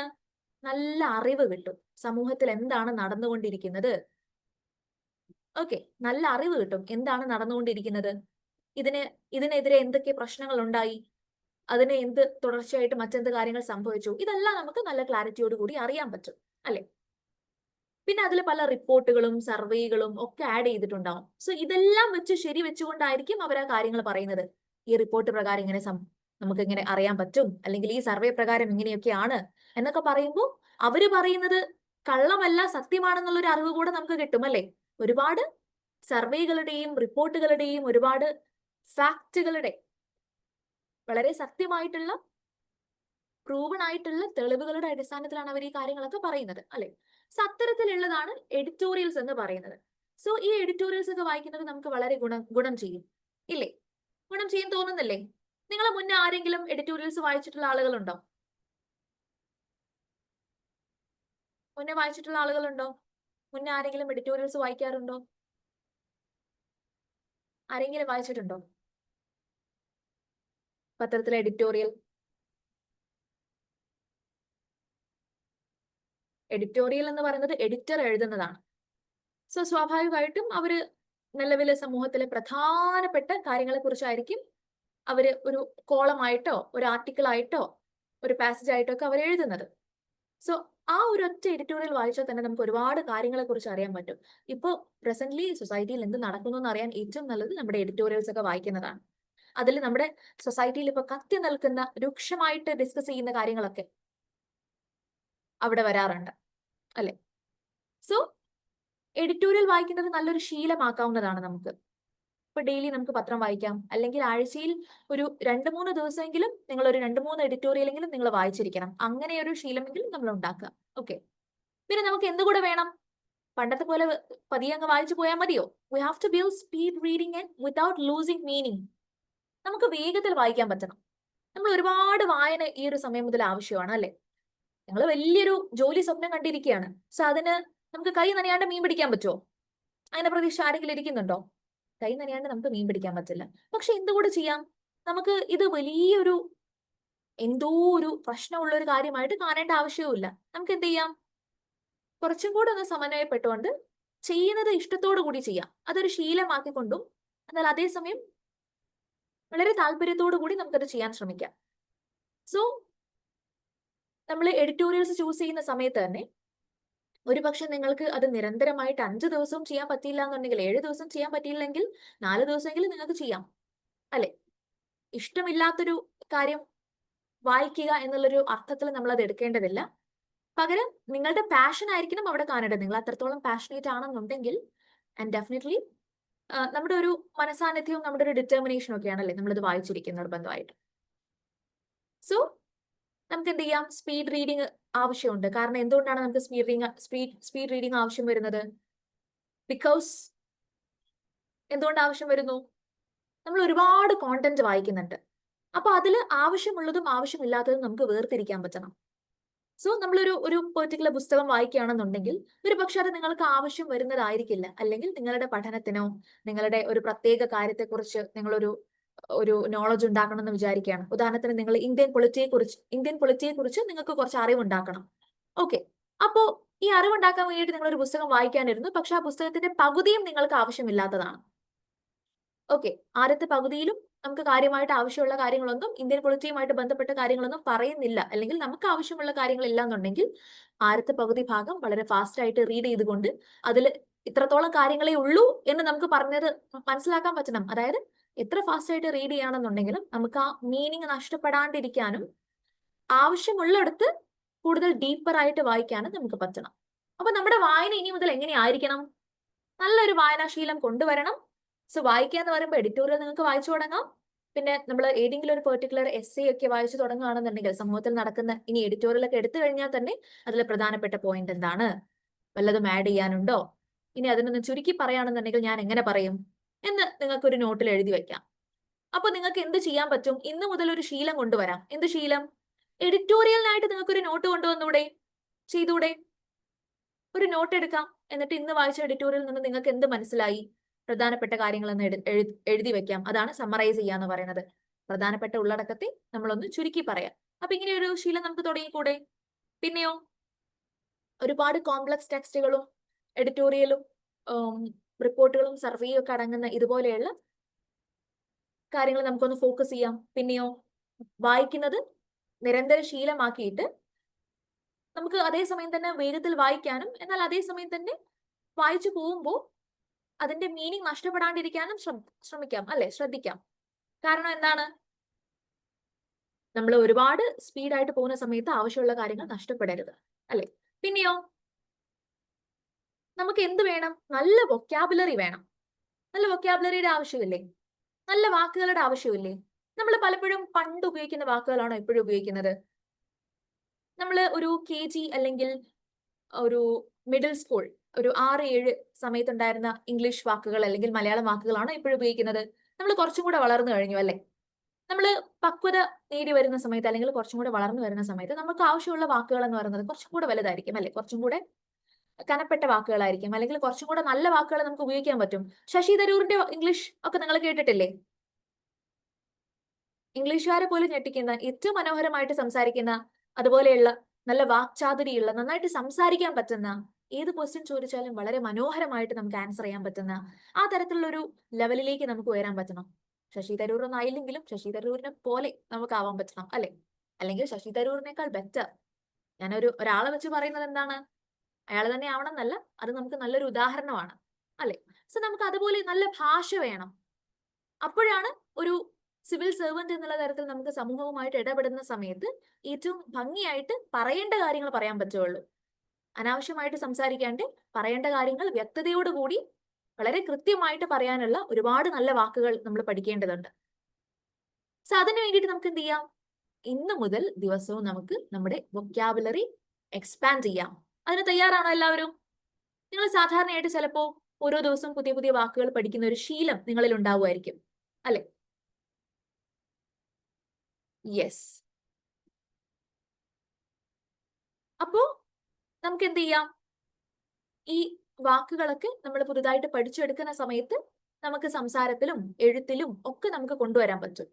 പുതിയ പുതിയ വാക്കുകൾ പഠിക്കുക എന്നുള്ളതാണ്. പക്ഷേ ഈ പുതിയ പുതിയ വാക്കുകൾ പഠിക്കാൻ വേണ്ടിയിട്ട് നമ്മൾ ഉപയോഗിക്കേണ്ട ഒരുപാട് മാധ്യമങ്ങളുണ്ട്. അതിന് നമുക്ക് സാധാരണയായിട്ട് നമുക്ക് എന്ത് ഉപയോഗിക്കാം? പത്രങ്ങൾ ഉപയോഗിക്കാം. ഹിന്ദു ഉപയോഗിക്കാം, ഇന്ത്യൻ എക്സ്പ്രസ് പോലെയുള്ള പത്രങ്ങൾ ഉപയോഗിക്കാം. പക്ഷെ ഇതിൽ മാത്രമാണോ നമുക്ക് കിട്ടുന്നത്? നിങ്ങൾക്ക് ഇഷ്ടമുള്ളതൊക്കെ വായിക്കാം. അതായത് ഇഷ്ടമുള്ള നോവൽ ആണെന്നുണ്ടെങ്കിൽ നോവൽ വായിക്കാം. ഇനി മറ്റെന്തെങ്കിലും ഇഷ്ടമാണെന്നുണ്ടെങ്കിൽ ഇതുപോലെയുള്ള ലൈറ്റ് റീഡ്സുകളൊക്കെ വായിക്കാം. അതായത് ചെറിയ ആശ്വാസത്തിന് വേണ്ടിയിട്ടോ ഒരു എന്റർടൈൻമെന്റിന് വേണ്ടിയിട്ടോ നമ്മൾ വായിക്കുന്നത് എന്തും നമുക്ക് വായിക്കാം. പക്ഷേ അപ്പോഴും ഈ ഒരു വലിയൊരു ലക്ഷ്യം മറക്കാണ്ടിരിക്കുക. നമ്മൾ ചെയ്യേണ്ട ബേസിക് ആയിട്ടുള്ള കാര്യങ്ങൾ ചെയ്യാൻ മറക്കാണ്ടിരിക്കുക. ഓക്കെ. എഡിറ്റോറിയൽസ് വായിക്കാം, ഇതുപോലെയുള്ള ആധികാരികമായിട്ടുള്ള പുസ്തകങ്ങളൊക്കെ വായിക്കാം. യോജന, അന്ത്യയോജന എന്ന് പറയുന്ന അങ്ങനെ കുറച്ച് പബ്ലിക്കേഷൻസ് ഒക്കെ ഉണ്ടായിരുന്നു അല്ലെ? അപ്പൊ അതുപോലെയുള്ള പബ്ലിക്കേഷൻസ് വായിക്കാം. അപ്പോ അതിൽ നിന്നൊക്കെ നല്ല വാക്കുകൾ നമുക്ക് കിട്ടും. ന്യൂസ് ചാനൽ ചർച്ചകൾ കാണാം. വളരെ ഒത്തന്റിക് ആയിട്ടുള്ള, വളരെ ആധികാരികമായിട്ടുള്ള ഇതുപോലെയുള്ള ചർച്ചകളും അല്ലെങ്കിൽ ഡിസ്കഷൻസും ഡിബേറ്റ്സുകളും ഒക്കെ കാണാം. സമൂഹത്തിന്റെ നിലവിലുള്ള അവസ്ഥ എന്താണെന്ന് അറിയാം അല്ലെ? കൃത്യമായിട്ടുള്ള ന്യൂസ് ശ്രദ്ധിക്കാം. എന്തെങ്കിലുമുള്ള ന്യൂസ് അല്ല, വളരെ കൃത്യമായിട്ടുള്ള ഒരു ന്യൂസ് തന്നു പോകുന്ന ന്യൂസ് ചാനൽസ് നമുക്ക് നിരന്തരമായിട്ട് കാണാം. അങ്ങനെയുള്ള കാര്യങ്ങളൊക്കെ ചെയ്യാം അല്ലെ? സോ ഇതൊക്കെ കാണുന്ന സമയത്ത് നമുക്ക് എന്ത് കിട്ടും? BBC ഒക്കെ കാണാം. BBC ന്യൂസ് ഒക്കെ വാച്ച് ചെയ്യാം. നമുക്ക് നല്ല വൊക്കാബുലറി കിട്ടും അല്ലെ? നമുക്ക് നല്ല വാക്കുകൾ നമുക്ക് പഠിക്കാൻ പറ്റും. പിന്നെയോ അതുപോലെ തന്നെ നമുക്ക് പല ജാനേഴ്സ് നമുക്ക് പരിചയപ്പെടാൻ പറ്റും. അതായത് പത്രത്തിലൊക്കെ ആണെന്നുണ്ടെങ്കിൽ വളരെ ഫാക്ച്വൽ, സത്യസന്ധമായിട്ടുള്ള കാര്യങ്ങളായിരിക്കും. ഇനി എഡിറ്റോറിയൽ പോലെയുള്ള ഭാഗത്ത് നോക്കുകയാണെന്നുണ്ടെങ്കിൽ അവർ സമൂഹത്തിൽ നടക്കുന്ന കാര്യങ്ങളൊന്ന് വിശകലനം ചെയ്യായിരിക്കും, അനലിറ്റിക്കൽ ആയിരിക്കും അല്ലെ? ഇനി നമ്മളൊരു സ്റ്റേജിലൊക്കെ കയറിയോ അല്ലെങ്കിൽ ഒരു പക്ഷേ ഇലക്ഷന്റെ സമയത്തൊക്കെ നമ്മൾ വല്ല പാംഫ്ലെറ്റോ അല്ലെങ്കിൽ ഒരു പത്രമൊക്കെ ഇറക്കുകയാണെന്നുണ്ടെങ്കിൽ അത് പെർസ്വേസീവ് ആയിരിക്കും. പെർസ്വേസീവ് എന്ന് പറഞ്ഞ് കേട്ടിട്ടില്ലേ? പെർസ്വേസീവ് എന്ന് പറഞ്ഞാൽ എന്താ? നമ്മൾ മറ്റുള്ളവരെ കൺവിൻസ് ചെയ്യുന്ന തരത്തിലുള്ള സംസാരം അല്ലെ? ഞാനൊരു സാധനം നിങ്ങളുടെ മുന്നിൽ വിൽക്കുകയാണ്. സോ ഞാൻ നിങ്ങളോട് പറയാണ് ഇത് നിങ്ങൾ വാങ്ങണം. ചുമ്മാ പറഞ്ഞാൽ നിങ്ങൾ വാങ്ങോ? ഇല്ല. അതിന് ഞാൻ നിങ്ങളെ പറഞ്ഞ് വിശ്വസിപ്പിക്കണം. നിങ്ങളെ പറഞ്ഞ് വിശ്വസിപ്പിക്കണമെന്നുണ്ടെങ്കിൽ ഞാൻ കുറച്ച് തെളിവുകളുമായിട്ട് വരണം അല്ലെ? സോ അത്തരത്തിൽ കാര്യമായിട്ടുള്ള തെളിവുകളൊക്കെ നിരത്തി മറ്റുള്ളവരെ വിശ്വസിപ്പിക്കുന്ന, നമ്മൾ പറയുന്നത് അംഗീകരിക്കാൻ പ്രേരിപ്പിക്കുന്ന തരത്തിലുള്ള ഒരു സംസാരം നമുക്ക് സംസാരിക്കാൻ പറ്റണം. ഞാൻ നിങ്ങളോട് പറയാണ് നന്നായിട്ട് പഠിച്ചിട്ട് ടോപ്പ് റാങ്ക് നിങ്ങൾ നേടണം, ടോപ്പ് മാർക്ക് വാങ്ങിക്കണം എന്ന് പറയുമ്പോൾ അതൊരു സാധാരണ ഉപദേശമായിട്ട് നമ്മൾ തള്ളിക്കളയും അല്ലെ? നേരെ മറിച്ച് അതിന്റെ ഗുണഗണങ്ങൾ പറയുകയും ഇങ്ങനെ ഒരുപാട് ആളുകൾ ഇത്രയും സക്സസ്ഫുൾ ആയിട്ട് വന്നതിന്റെ കുറച്ച് ഉദാഹരണങ്ങളും കൂടെ പറയുമ്പോൾ നിങ്ങൾക്ക് കുറച്ചും കൂടെ ബോധ്യമാവും അല്ലെ? സോ ആ ഒരു ബോധ്യം ഉണ്ടാക്കാൻ വേണ്ടിയിട്ടുള്ള ഒരു തരത്തിലുള്ള റീഡിംഗ് നമുക്ക് ആവശ്യമുണ്ട്. ഉണ്ടല്ലോ? ഉണ്ടോ? യെസ്. പിന്നെ നമ്മൾ എന്തുകൂടെ ചെയ്യണം? NCERT ബുക്കുകളും സ്റ്റാൻഡേർഡ് ടെക്സ്റ്റുകളും ഒക്കെ നമ്മൾ വായിക്കേണ്ടതുണ്ട്. NCERT ബുക്ക് എന്ന് പറയുമ്പോൾ എന്താ ഉദ്ദേശിക്കുന്നത്? NCERT ബുക്കുകൾ നിങ്ങൾ ഇതുവരെ പഠിച്ചിട്ടുള്ള പുസ്തകങ്ങൾ അല്ലെ? അതായത് ഒരു 6ാം ക്ലാസ് മുതൽ ഏതാണ്ട് ഒരു 10-11ാം ക്ലാസ് വരെയുള്ള ഒരു 10ാം ക്ലാസ് വരെയുള്ള പുസ്തകങ്ങളൊക്കെ നമുക്ക് വായിക്കാം. അതായത് എന്തുകൊണ്ടാണ് അത് പഠിക്കണം എന്ന് പറയുന്നത്? നമ്മൾ സ്കൂളിൽ പഠിച്ചിരിക്കുന്ന പ്രധാന കാര്യങ്ങൾ തന്നെയാണ് ആരും നമ്മൾ അറിയേണ്ടത്. കണക്കൂട്ടാൻ അറിയണം, അല്ലെ? ചരിത്രം അറിയണം, ബാറ്റിൽ ഓഫ് പ്ലാസി അറിയണം, ഇന്ത്യയുടെ ഹിസ്റ്ററി അറിയണം, അല്ലെ? അതെ, SCERT NCERT പുസ്തകങ്ങളൊക്കെ നമ്മൾ അറിയണം. അതായത് അതിൽ പറഞ്ഞിരിക്കുന്ന ഇന്ത്യയുടെ ചരിത്രമുണ്ട്, ഇന്ത്യയെക്കുറിച്ചുള്ള പ്രധാനപ്പെട്ട കാര്യങ്ങളുണ്ട്, ലോകത്തെക്കുറിച്ചുള്ള വിവരമുണ്ട്, ഭൂമിയെക്കുറിച്ചുള്ള വിവരമുണ്ട്. ഇതെല്ലാം നമുക്ക് വേണ്ടേ? സോ ഒരുപക്ഷെ നമ്മളത് മറന്നിട്ടുണ്ടെങ്കിൽ നമ്മൾ എവിടെ നിന്ന് തുടങ്ങണം? നമ്മുടെ പാഠപുസ്തകങ്ങളിൽ നിന്ന് തുടങ്ങണം. അപ്പോ തുടക്കം എന്ന് പറയുന്നത് വളരെ സിമ്പിൾ ആണ്. അതായത് ഇത് വലിയ പ്രശ്നമുള്ള കാര്യങ്ങളൊന്നുമല്ല. അതുപോലെ തന്നെ ഇതുപോലെയുള്ള വലിയ വലിയ പദവികളിലേക്ക് എത്തിച്ചേർന്നിട്ടുള്ള ആൾക്കാരെന്ന് പറയുന്നത് ഒരു കൃത്യമായിട്ടുള്ള ഒരു പ്രിപ്പറേഷൻ നടത്തിക്കൊണ്ടാണ് അവർ എത്തിച്ചേർന്നിരിക്കുന്നത്. അതായത് അവരൊരു പ്രത്യേക പ്രായത്തിൽ തുടങ്ങുകയും പിന്നെ എന്ത് ചെയ്യുന്നു, വളരെ സിസ്റ്റമാറ്റിക് ആയിട്ട് വളരെ കൃത്യതയോടുകൂടി ഒരു നിശ്ചിത പ്ലാനിൽ പോകുന്ന ഒരു രീതിയാണ്. സോ ഞാൻ എന്തുകൊണ്ടാണ് നിങ്ങളോട് ഇതിങ്ങനെ ചെയ്ത് തുടങ്ങണം എന്ന് പറയുന്നത്, അല്ലെങ്കിൽ ഒരു ശീലമാക്കി കൊണ്ടുവരണം എന്ന് പറയുന്നത്? ഈ ശീലമാണ് നിങ്ങളെ ആ ഒരു പദവിയിലേക്ക് എത്തിക്കുന്നത്, അല്ലെ? ഒരു ശീലമാണ്. സോ ഇതുപോലെ ഒരു വളരെ റെസ്പോൺസിബിൾ ആയിട്ടുള്ള ഒരു പദവിയിലേക്ക് നമ്മൾ എത്തുക എന്ന് പറയുമ്പോൾ അതെന്താണ്? It's not a destination, it's more like a way of life. കേട്ടിട്ടുണ്ടോ അത്? അതൊരു ഡെസ്റ്റിനേഷൻ അല്ല, അതൊരു അൾട്ടിമേറ്റ് ആയിട്ടുള്ള ഒരു സ്ഥാനമല്ല, അതൊരു വേ ഓഫ് ലൈഫ് പോലെ നമ്മൾ കൊണ്ടുപോകേണ്ടതാണ്. എന്താ ഞാൻ അതുകൊണ്ട് ഉദ്ദേശിക്കുന്നത്? നിങ്ങൾ ചില കാര്യങ്ങൾ ഒരു ദൈനംദിന ജീവിതത്തിന്റെ ഭാഗമാക്കുക, സത്യസന്ധമായിട്ട് നമ്മൾ പെരുമാറുക, വളരെ ധാർമ്മികപരമായിട്ടുള്ള ഒരു ഉത്തരവാദിത്തം നമ്മളിൽ ഉണ്ടാവുക. അപ്പൊ അങ്ങനെയുള്ള നല്ല വാല്യൂസ് ഒരു ഭാഗത്ത് നമ്മൾ കൾട്ടിവേറ്റ് ചെയ്തുകൊണ്ടേയിരിക്കണം, അല്ലെ? നമ്മൾ നല്ലൊരു നീതിമാനായിട്ടുള്ള ഒരു ഭരണാധികാരി ആയിരിക്കണം. അതുപോലെ തന്നെ അവർക്ക് വേണ്ട ക്വാളിഫിക്കേഷൻസ് നമ്മൾ ബിൽഡ് ചെയ്തുകൊണ്ടിരിക്കുക. നമ്മൾ നന്നായിട്ട് വായിച്ചു തുടങ്ങുക, നന്നായിട്ട് എഴുതി തുടങ്ങുക, നല്ല വായന ഉണ്ടാവുക, നല്ല വാക്കുകൾ നമ്മൾ ശേഖരിക്കുക. നിങ്ങൾ വൊക്കാബുലറി ബിൽഡ് ചെയ്യാന്ന് ഞാൻ പറഞ്ഞു. ചുമ്മാ കുറച്ച് വാക്കുകൾ ഡെയിലി ഒരു 5 വാക്കുകൾ എഴുതി വെച്ചോണ്ട് വല്ല കാര്യമുണ്ടോ? ഉപകാരമുണ്ടോ? നിങ്ങൾ പലപ്പോഴും പുതിയ വാക്കുകളൊക്കെ പഠിക്കാൻ വേണ്ടിയിട്ട് ഇരുന്നിട്ടുണ്ടാവുമായിരിക്കും, അല്ലെ? ഒരുപക്ഷെ ഒരു 10 മാസം മുമ്പ് നിങ്ങൾ പഠിക്കാനിരുന്ന വാക്കുകൾ നിങ്ങൾക്ക് ഇപ്പോൾ ഓർമ്മയുണ്ടോ? എത്ര വാക്കുകൾ നിങ്ങൾക്ക് ഓർമ്മയുണ്ട്? എന്തുകൊണ്ടാണ് നമുക്ക് ഓർമ്മയില്ലാത്തത്? നമ്മൾ ഉപയോഗിക്കാത്തത് കൊണ്ട്. സോ നമ്മൾ വാക്കുകൾ പഠിച്ചുകൊണ്ടിരിക്കുക, വായിച്ചുകൊണ്ടിരിക്കുക എന്നുള്ളതിലല്ല കാര്യം, നമ്മൾ അതിനെ എങ്ങനെ വീണ്ടും ഉപയോഗപ്പെടുത്തുന്നു എന്നുള്ളതാണ്. നമ്മൾ എന്തുകൊണ്ടാണ് എപ്പോഴും നമ്മൾ സംസാരിക്കുമ്പോൾ ചില വാക്കുകൾ നമ്മൾ കൂടുതലായിട്ട് ഉപയോഗിക്കും, അല്ലെ? അങ്ങനെയുള്ള വാക്കുകളായിരിക്കും എപ്പോഴും സംസാരിച്ചുകൊണ്ടിരിക്കുമ്പോൾ നമ്മുടെ വായിൽ ഇങ്ങനെ വരുന്നത്. ചില സമയത്ത് നമുക്ക് എത്ര ആലോചിച്ചാലും ചില വാക്കുകൾ കിട്ടാറില്ല. കാരണം എന്താ? ഉപയോഗം കുറവാണ്. സോ ഉപയോഗിക്കാത്ത കാര്യങ്ങൾ നമുക്ക് ഓർത്തെടുക്കാനും ബുദ്ധിമുട്ടായിരിക്കും. സോ നമ്മൾ എന്ത് ചെയ്യണം? നമ്മൾ പുതുതായിട്ട് പഠിച്ചെടുക്കുന്ന വാക്കുകളൊക്കെ എന്ത് ചെയ്തുകൊണ്ടിരിക്കണം? നിരന്തരമായിട്ട് പ്രയോഗിച്ചുകൊണ്ടിരിക്കണം. നമുക്ക് എഴുതാം, പിന്നെ അതുപോലെ വല്ലവരോടും സംസാരിക്കുമ്പോഴൊക്കെ നമുക്കത് ഉപയോഗിക്കാൻ പറ്റും. ഓക്കെ ആണോ? അങ്ങനെ നിങ്ങൾ ചെയ്യില്ലേ ഇനി? അങ്ങനെ ചെയ്തൂടെ? അപ്പൊ ഇനി വൊക്കാബുലറി പഠിക്കുക എന്ന് പറയുമ്പോൾ ഒരിക്കലും തെറ്റിദ്ധരിക്കരുത് ഡെയിലി ഒരു 5 വാക്ക് പഠിച്ചു കഴിഞ്ഞാൽ എന്റെ ജോലി തീർന്നു എന്നുള്ളത്. അത് നമ്മൾ ഏറ്റവും നന്നായിട്ട് ഫലവത്തായിട്ട് ഉപയോഗിക്കാൻ നമുക്ക് എന്ത് ചെയ്യാം? 1-2 മാർഗങ്ങൾ ഞാൻ പറഞ്ഞുതരാം. ഒന്ന്, നിങ്ങൾക്ക് നിങ്ങളുടെ കൂട്ടുകാരുമായിട്ട് സംസാരിക്കാൻ പറ്റും. രണ്ടാമത്തേത് എന്താണ്? നിങ്ങൾ എന്ത് ചെയ്യണം? ജേർണലിംഗ് ചെയ്യാം. അത് ഒരാളുടെ സഹായം ഇല്ലാതെ നിങ്ങൾക്ക് ഒറ്റയ്ക്ക് ചെയ്യാവുന്നതാണ്. ഡെയിലി എന്തെങ്കിലും ഒരു അല്പം എഴുതാം. ഓക്കെ, ഡെയിലി എന്തെങ്കിലും ഒന്ന് എഴുതാം. എഴുതുക എന്ന് പറയുമ്പോൾ ഇഷ്ടമുള്ള എന്തും എഴുതാം. ഒരുപക്ഷെ ആ ദിവസം നടന്ന കാര്യമായിരിക്കാം. അതല്ല എന്നുണ്ടെങ്കിൽ നമുക്ക് എന്ത് പറയാം? നമുക്ക് ഇഷ്ടമുള്ള എന്തെങ്കിലും കാര്യത്തെക്കുറിച്ച് എഴുതാം. ഉദാഹരണത്തിന് പ്രകൃതിയെക്കുറിച്ച്, അല്ലെങ്കിൽ എന്തെങ്കിലും ഒരു വിവരണം എഴുതാം, യാത്രാ വിവരണം എഴുതാം. എന്ത് വേണമെന്നുണ്ടെങ്കിൽ നമുക്ക് ചെയ്യാം. ഓക്കെ, സോ എഴുത്തിലൂടെ ഈ വാക്കിനെ നമ്മൾ ഉപയോഗിക്കാനുള്ള ഒരു അവസരം കൊണ്ടുവരിക, അതാണ് ഞാൻ ഉദ്ദേശിച്ചത്. അപ്പൊ ചുമ്മാ ഇങ്ങനെ പഠിച്ചിട്ട് മറന്നു കളയുന്നതിനേക്കാൾ ഏറ്റവും നല്ലതല്ലേ പഠിച്ചിട്ട് ഉപയോഗിക്കുകയും അങ്ങനെ ഉപയോഗത്തിലൂടെ എപ്പോഴും അത് ആക്റ്റീവായിട്ട് കൊണ്ടുവരികയും അങ്ങനെ അത് നമ്മുടെ ആക്റ്റീവ് വൊക്കാബുലറിയുടെ ഭാഗമായി. അപ്പൊ ഈ വാക്കുകളൊക്കെ നമുക്ക് എപ്പോഴും ഓർമ്മയുണ്ടാവും. അതല്ലേ ഏറ്റവും നല്ലത്? അങ്ങനെയല്ലേ? അങ്ങനെയാണ്, അല്ലെ? നമ്മൾ പഠിക്കുന്ന ഒരു കാര്യം നമ്മുടെ കൈവിട്ട് പോകാൻ പാടില്ല. അല്ലാന്നുണ്ടെങ്കിൽ നമ്മൾ അതിന് വേണ്ടിയിട്ട് എടുത്ത എഫേർട്സുകളെല്ലാം നമുക്ക് നഷ്ടമാവും. സോ അതുകൊണ്ട് നമ്മൾ അതിലേക്ക് താല്പര്യപ്പെട്ടുകൊണ്ട് തന്നെ ഇറങ്ങണം. നമ്മളൊരു കാര്യത്തിലേക്ക് ഇറങ്ങി തുനിഞ്ഞു കഴിഞ്ഞാൽ നമ്മൾ എന്ത് ചെയ്യണം? ആ കാര്യം നമ്മുടെ കൈവശപ്പെടുത്തി എടുക്കണം, അല്ലെ? സോ ഇതുപോലെയുള്ള വാക്കുകൾ നമ്മൾ പഠിച്ചെടുക്കേണ്ടതുണ്ട്. അതുകൊണ്ട് തന്നെ നമ്മൾ വായന എവിടെ നിന്ന് തുടങ്ങണം? പത്രം നിങ്ങൾ വായിച്ചു തുടങ്ങാത്ത ആളുകളാണെങ്കിൽ കൂടി നിങ്ങൾ ആദ്യം നിങ്ങളുടെ പാഠപുസ്തകങ്ങൾ വായിക്കാൻ തുടങ്ങണം. സാധാരണ സ്റ്റാൻഡേർഡ് ടെക്സ്റ്റുകൾ നമുക്ക് വായിച്ചു തുടങ്ങാം. പിന്നെയോ കറന്റ് അഫയേഴ്സ് അറിഞ്ഞിരിക്കണം. നിലവിൽ നടക്കുന്ന കാര്യങ്ങൾ എന്തൊക്കെയാണ്? പിന്നെ കുറച്ച് ക്രിറ്റിക്കൽ തിങ്കിങ് വേണം. അതായത് നിങ്ങൾ ഒരു പത്രത്തിൽ ഒരു ന്യൂസ് കാണുമ്പോൾ അല്ലെങ്കിൽ ഒരു കാര്യത്തെക്കുറിച്ച് അറിയുമ്പോൾ അതിന്റെ സത്യാവസ്ഥയെക്കുറിച്ച് അറിയാനും കൂടെ ശ്രമിക്കണം, അല്ലെ? പത്രമാധ്യമങ്ങൾ ഒരു പക്ഷേ കബളിപ്പിക്കാം, അല്ലെങ്കിൽ ചിലപ്പോൾ നമ്മൾ ചില റോങ് ആയിട്ടുള്ള ഇൻഫർമേഷൻസ് ഒക്കെ വരാം അല്ലേ? സോഷ്യൽ മീഡിയയിലൊക്കെ ഒരുപാട് റോങ് ഇൻഫർമേഷൻസ് വരാറില്ലേ? തെറ്റായിട്ടുള്ള ഇൻഫർമേഷൻസ് ഒക്കെ വരാറില്ലേ? സോ അപ്പോഴൊക്കെ നമുക്ക് പറ്റിക്കപ്പെടാം. സോ ശരി ഏതെന്നും തെറ്റ് ഏതെന്നും നമുക്ക് വേർതിരിച്ചറിയാൻ പറ്റിയിരിക്കണം അല്ലെ? സോ അങ്ങനെയുള്ള കാര്യങ്ങളൊക്കെ നമുക്ക് ചെയ്യാൻ പറ്റിയിരിക്കണം. സോ വായന എന്ന് പറയുമ്പോൾ ഇത്രയും കാര്യങ്ങൾ നമ്മൾ കവർ ചെയ്യേണ്ടിയിരിക്കുന്നു എന്നാണ് ഞാൻ പറഞ്ഞു വന്നിരിക്കുന്നത്. അപ്പൊ അതൊരു വലിയൊരു കഷ്ടത നിറഞ്ഞിട്ടുള്ള ഒരു ജോലിയായിട്ടൊന്നും നമ്മൾ എടുക്കേണ്ട ആവശ്യമില്ല, അങ്ങനെ ചിന്തിക്കേണ്ട ആവശ്യമില്ല. നമ്മൾ ഇഷ്ടത്തോടു കൂടി ഓരോരോ ചെറിയ ചെറിയ സ്റ്റെപ്പുകളായിട്ട് നമുക്ക് തുടങ്ങാം. എന്താ തുടങ്ങിക്കൂടെ? നമ്മൾ പഠിച്ച പുസ്തകങ്ങളൊക്കെ തന്നെ നമ്മളൊന്ന് മറിച്ചു നോക്കി അതിൽ പറഞ്ഞിരിക്കുന്ന കാര്യങ്ങൾ എന്താണെന്ന് നമുക്കൊന്ന് ഉറപ്പുവരുത്താം. പിന്നെയോ ഡെയിലി പത്രം ഒന്ന് വായിക്കാം. പിന്നെ ആ പത്രത്തിൽ എന്താണ് എഡിറ്റോറിയൽ അല്ലെങ്കിൽ ഒരു പ്രധാനപ്പെട്ട ന്യൂസ് എടുത്തുകൊണ്ട് അതിൽ എന്തൊക്കെയാ പറഞ്ഞിരിക്കുന്നത് നമുക്ക് നമ്മുടേതായിട്ടൊന്ന് എഴുതി നോക്കാം. പ്രധാനപ്പെട്ട പോയിന്റുകൾ മാത്രം ഒന്ന് എഴുതി നോക്കാം. ഓരോ കറന്റ് അഫയേഴ്സും ഓരോ പുതിയ പുതിയ GK പോയിന്റുകളും നമുക്ക് ശേഖരിച്ചു വെക്കാൻ വേണ്ടിയിട്ട് ഒരു പുസ്തകം കൊണ്ടുവരാം. അത് ഇടയ്ക്കിടയ്ക്ക് മറിച്ചു നോക്കാം. സോ അതൊരു ശീലമായി കഴിഞ്ഞാൽ ഇത് നിങ്ങളെ ഒരു തരത്തിലും ബുദ്ധിമുട്ടിക്കില്ല. നിങ്ങൾക്ക് തോന്നുന്നുണ്ടോ ഇത് ബുദ്ധിമുട്ടിക്കുമെന്ന്? നമ്മൾ അത് ഇഷ്ടപ്പെടുന്നിടത്തോളം, നമ്മുടെ ജേർണി അവസാനിക്കുന്ന ആ സ്ഥലത്തെ ഇഷ്ടപ്പെടുന്നിടത്തോളം ഇത് നമുക്കൊരു ബുദ്ധിമുട്ടായിട്ട് തോന്നില്ല. ഇല്ലല്ലോ, ഒരിക്കലും ഇല്ല. കാരണം എന്താണ്? അത്രത്തോളം നമ്മളെ ഇൻസ്പയർ ചെയ്യുന്ന ഒരു ജോലിയാണ് നിങ്ങൾ സ്വപ്നം കാണുന്നത് അല്ലെ?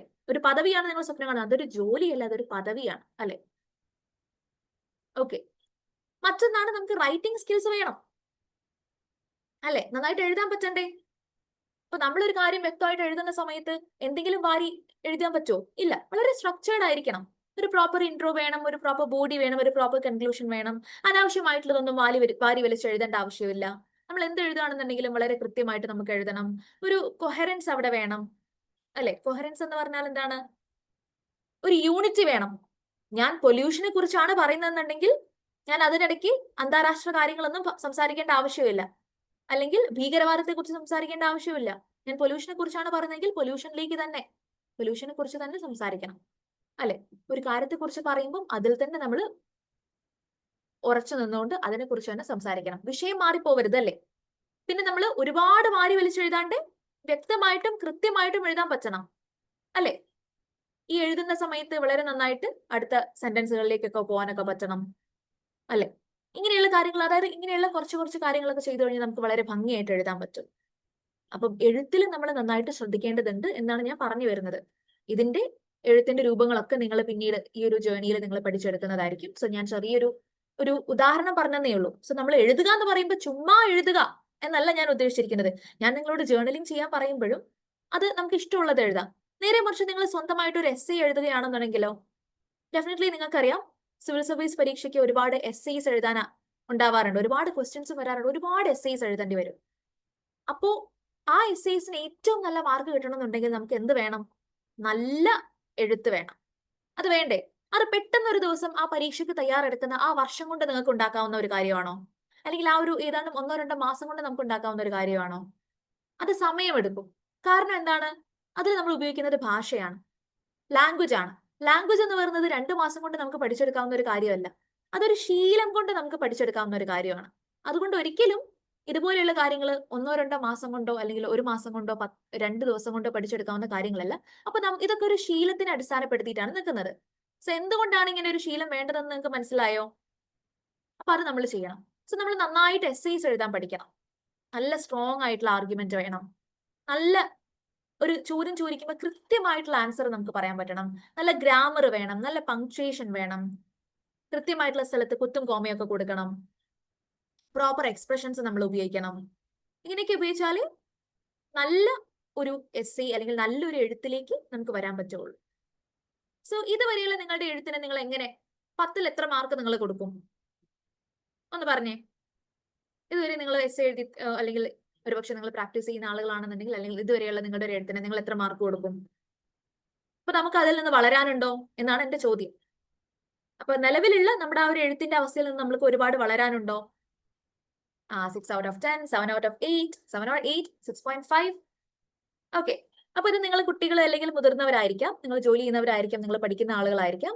പക്ഷേ ഒരു സിവിൽ സർവീസ് പോലെയുള്ള ഒരു വലിയൊരു എക്സാമിനേഷൻ നമ്മൾ പ്രിപ്പയർ ചെയ്യുകയാണെന്നുണ്ടെങ്കിൽ അവിടെ എക്സ്പെക്ട് ചെയ്യുന്ന ഒരു സ്റ്റാൻഡേർഡ് ഉണ്ട് അല്ലെ? അവിടെ എക്സ്പെക്ട് ചെയ്യുന്ന ഒരു സ്റ്റാൻഡേർഡ് ഉണ്ട്, ഒരു നിലവാരമുണ്ട്. ആ നിലവാരത്തിലേക്ക് ഉയരുക എന്ന് പറയുന്നത് ഈസി അല്ല, പെട്ടെന്ന് ഒരു ദിവസം സംഭവിക്കുന്ന കാര്യമല്ല. അപ്പൊ നമ്മൾ എന്ത് ചെയ്യണം? ഇപ്പം ഇപ്പൊ മുതലേ അതിന്റെ ശീലം തുടങ്ങുക എന്നുള്ളതാണ്. ഓക്കെ, അതിന്റെ ഒരു ശീലം നമ്മൾ തുടങ്ങുക, അത് നിർബന്ധമാണ്. പിന്നെയോ, അപ്പം എഴുത്ത് നമ്മൾ ബെറ്റർ ആക്കണം. അപ്പൊ നല്ല ഗ്രാമർ വേണം. മലയാളം ആയിക്കോട്ടെ, ഇംഗ്ലീഷ് ആയിക്കോട്ടെ, നമ്മൾ എഴുതുന്നത് നല്ല ഗ്രാമർ കറക്റ്റ് ആയിരിക്കണം. അപ്പൊ ഇംഗ്ലീഷ് ഗ്രാമർ അറിഞ്ഞിരിക്കണം.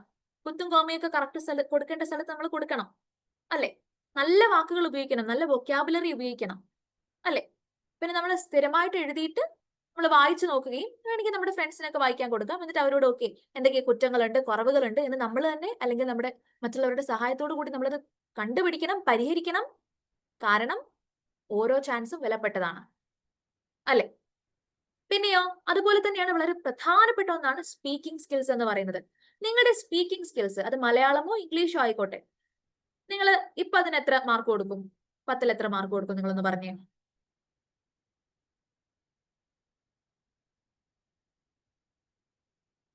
ഓക്കെ, ഒരു വിഷയം നമുക്ക് കിട്ടുകയാണെന്നുണ്ടെങ്കിൽ, നിങ്ങൾക്ക് വളരെ പെട്ടെന്ന് ഒരു വിഷയം കിട്ടുകയാണ്, വളരെ പെട്ടെന്ന് ഒരു കാര്യം സംസാരിക്കാനുണ്ട്, ഒരു പ്രസംഗമായിരിക്കാം, മറ്റെന്തെങ്കിലും ആയിരിക്കാം.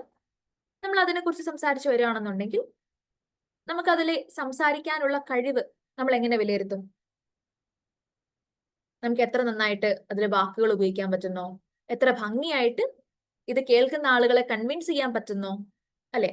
അവരെ ബോധ്യപ്പെടുത്തണ്ടേ നമ്മൾ പറയുന്ന കാര്യം എന്താണെന്നുള്ളത്. അതിന് പറ്റുന്നുണ്ടോ? നമ്മൾ ഉപയോഗിക്കുന്ന വാക്കുകൾ അവരെ നല്ല ഇൻസ്പയർ ചെയ്യുന്നതാണോ, അല്ലെങ്കിൽ അവരെ പ്രചോദിപ്പിക്കുന്നതാണോ? അതിന്റെ ടോൺ എങ്ങനെയാണ്, നമ്മുടെ എനർജി എങ്ങനെയാണ്, അല്ലെ? നമ്മുടെ ഉച്ചാരണം എങ്ങനെയാണ്? ഇങ്ങനെ പലതും നമ്മൾ ശ്രദ്ധിക്കണ്ടേ? നമുക്ക് ചുമ്മാ ഒരു സ്റ്റേജ് കയറി ഇരുന്നിട്ട് എന്തെങ്കിലും പറയാൻ പറ്റുമോ? ഇല്ല, ഒരിക്കലും പറയാൻ പറ്റില്ല, അല്ലെ? നമ്മൾ പകരം നമ്മൾ എന്ത് ശ്രദ്ധിക്കണം? വളരെ ഭംഗിയായിട്ട് സംസാരിക്കാൻ ശ്രദ്ധിക്കണം, അല്ലെ? അതായത് ചില ആളുകൾ സംസാരിക്കുമ്പോൾ തന്നെ നല്ലൊരു ഓറ നമുക്ക് ഫീൽ ചെയ്യാറുണ്ട്, അല്ലെ? അതായത് അവർ സംസാരിക്കുമ്പോൾ തന്നെ കേട്ടിരിക്കാൻ നമുക്ക് തോന്നും, നല്ല രസമായിരിക്കും കേട്ടിരിക്കാൻ. അവർ നല്ല ഹ്യൂമർ സെൻസ് ഒക്കെ കൊണ്ടുവന്ന് നല്ല ഭംഗിയായിട്ട് സംസാരിക്കുന്നത് കാണാം. കാര്യങ്ങളെ കുറിച്ചൊക്കെ നല്ല നല്ല രസമുള്ള കാര്യങ്ങളായിരിക്കും പറയുന്നത്. എന്നാൽ അതേ സമയം തന്നെ ഒരുപാട് കാര്യങ്ങൾ അവർ പഠിപ്പിച്ചു തരികയും ചെയ്യും, അല്ലെ? സോ നമ്മൾ സംസാരിക്കുമ്പോൾ എങ്ങനെ സംസാരിക്കണം? കോൺഫിഡന്റ് ആയിട്ട് സംസാരിക്കണം. കോൺഫിഡൻസ് ഉണ്ടോ എല്ലാവർക്കും? ഉണ്ടോ? ഇപ്പൊ ഒരുപാട് ആളുകൾ വീഡിയോ ഓഫ് ചെയ്തിരിക്കുന്നുണ്ട്, അപ്പൊ അതുകൊണ്ട് എനിക്ക് നിങ്ങളെ കാണാൻ പോലും പറ്റുന്നില്ല. കോൺഫിഡൻസ് ഉണ്ടോ നിങ്ങൾ എല്ലാവർക്കും? എല്ലാവരും ഒന്ന് വീഡിയോ ഓൺ ആക്കിക്കേ. Are you confident to talk before people? Stage fear ഉണ്ടോ നിങ്ങൾക്ക്? ഇതൊക്കെ സ്വാഭാവികമാണ് കേട്ടോ. ഞാൻ നിങ്ങളെ പേടിപ്പിക്കാൻ വേണ്ടി ഓരോന്ന് ചോദിക്കല്ല. ഇതൊക്കെ സ്വാഭാവികമാണ്, എല്ലാവർക്കും ഉള്ള കാര്യങ്ങളാണ്. സ്റ്റേജ് ഫിയർ, സഭാകമ്പം, അഥവാ സ്റ്റേജ് കയറിയാൽ മറ്റുള്ളവർ എന്ത് വിചാരിക്കും, ഞാൻ പറഞ്ഞത് തെറ്റുമോ, നെർവസ്നെസ്, അല്ലെ? ഒരു പരിഭ്രമം, പറയുന്നത് തെറ്റാൻ സാധ്യതയുണ്ട് അല്ലെ എന്നുള്ളൊരു ടെൻഷൻ ഒക്കെ ഉണ്ടാവും. അങ്ങനെ ഉണ്ടാവാറില്ലേ? അങ്ങനെയൊക്കെ തോന്നാറില്ലേ നിങ്ങൾക്ക്? അതെ. അപ്പൊ നമ്മൾ എന്ത് ചെയ്യണം? സ്റ്റേജ് ഫിയർ ഉള്ള ഒരാള് സ്റ്റേജ് ഫിയർ മാറ്റാൻ വേണ്ടിയിട്ട് ചെയ്യേണ്ട ഒരു കാര്യം എന്താണ്? സ്റ്റേജിൽ കയറിക്കൊണ്ടിരിക്കണം, വേണ്ടേ? എന്താണോ നിങ്ങൾ എന്തിനെയാണോ നിങ്ങൾ ഭയക്കുന്നത് അത് നമ്മൾ ചെയ്യണം, എന്നാലല്ലേ അത് മാറി കിട്ടുള്ളൂ. സോ സ്റ്റേജ് ഫിയർ മാറണം എന്നുണ്ടെങ്കിൽ നമ്മൾ സ്റ്റേജിൽ കയറിക്കൊണ്ടിരിക്കുക.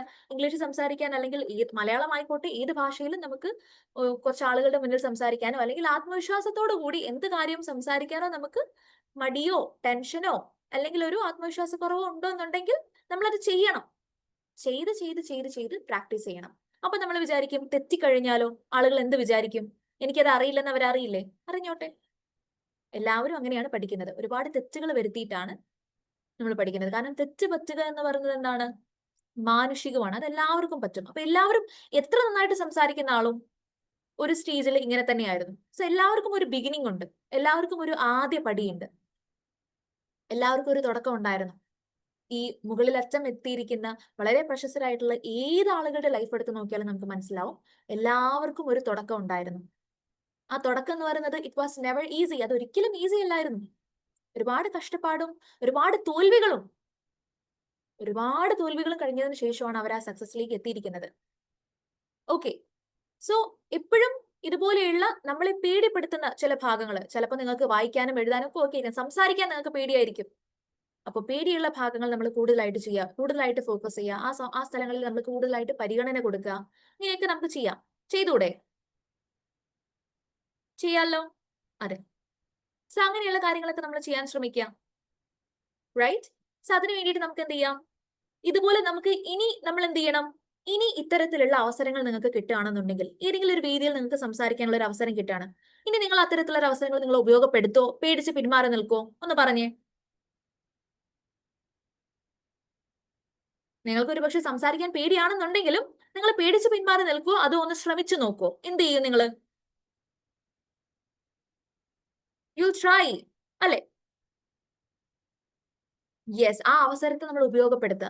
കാരണം ഇത്തരത്തിലുള്ള അവസരങ്ങൾ എന്ന് പറയുന്നത് വല്ലപ്പോഴും വരുന്നതാണ്. സോ നമ്മൾ എന്ത് ചെയ്യണം? നമ്മൾ ആ അവസരത്തെ ഉപയോഗപ്പെടുത്തണം, നന്നായിട്ട് സംസാരിക്കണം. പേടിയൊക്കെ വന്നേക്കാം, ചിലപ്പോൾ നമ്മൾ തെറ്റ് വരുത്തിയെന്നും വരാം.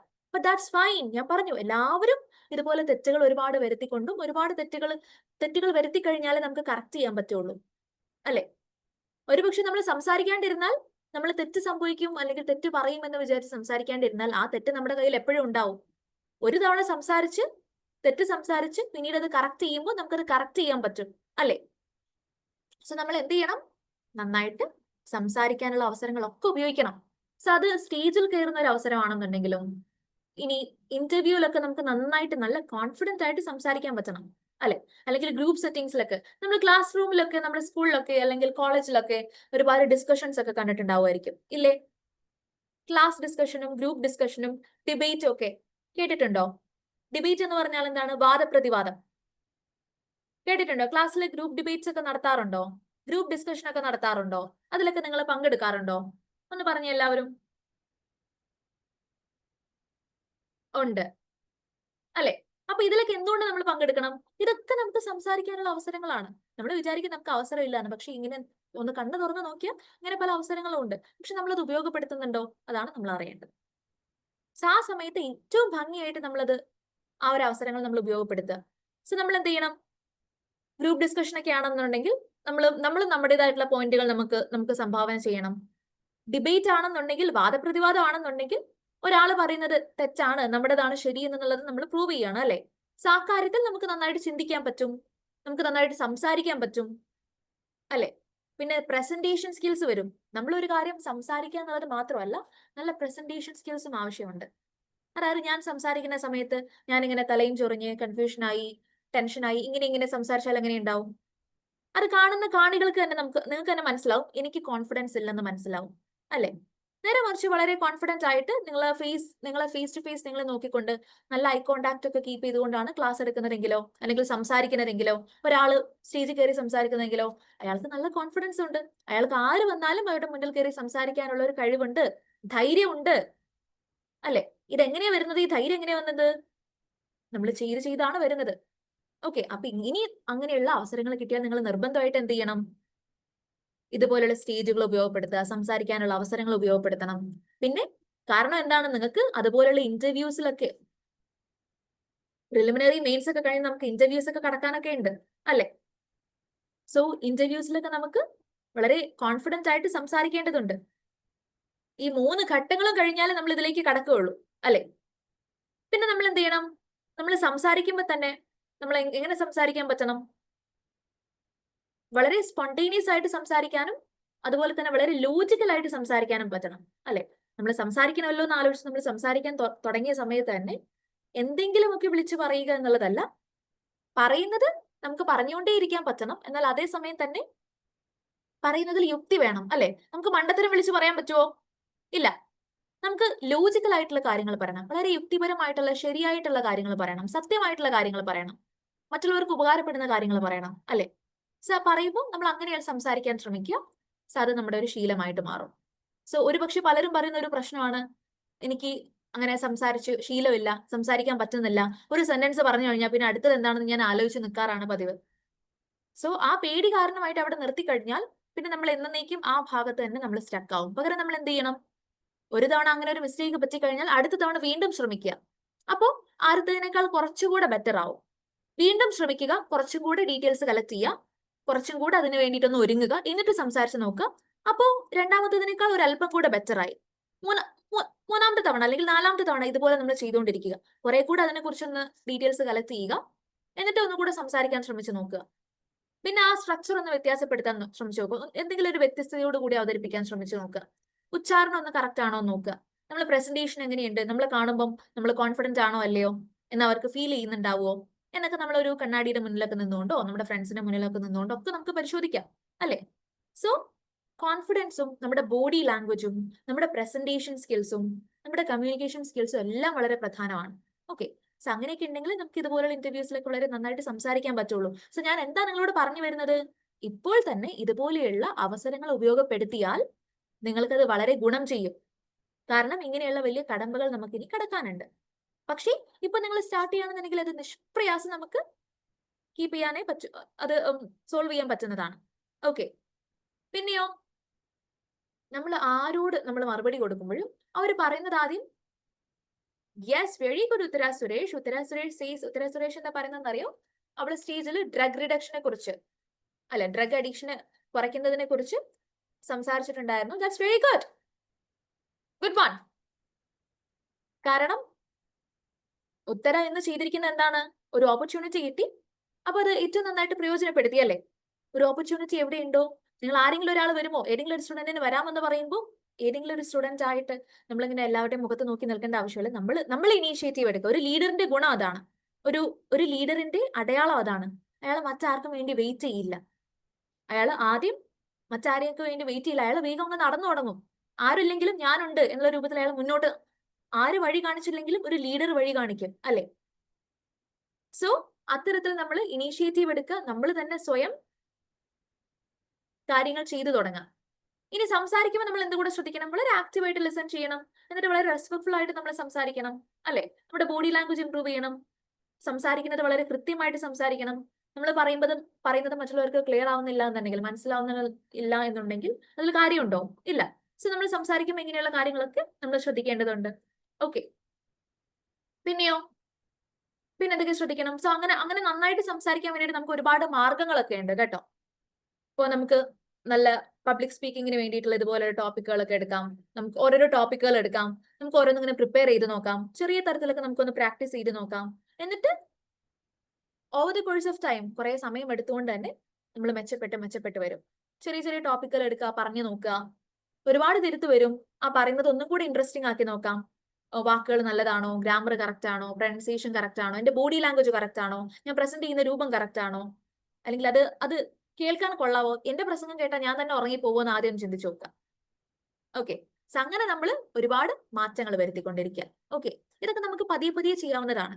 ഇപ്പൊ നമ്മൾ പതിയെ ചെയ്തുകൊണ്ടിരുന്നാൽ നമുക്ക് ഒരു ക്ഷീണമൊന്നും ഉണ്ടാവില്ല. പിന്നെ സംസാരിക്കുമ്പോൾ നമ്മൾ എങ്ങനെ സംസാരിക്കണം, നമ്മുടെ ബോഡി ലാംഗ്വേജ് ശ്രദ്ധിക്കണം അല്ലെ. നമ്മൾ കൂനി ബെഞ്ചൊക്കെ ചെയ്തുകൊണ്ട് ഒരു താല്പര്യമില്ലാണ്ട് ഉറക്കച്ചവടോട് കൂടി വന്ന് നിന്നാൽ എങ്ങനെ ഉണ്ടാവും?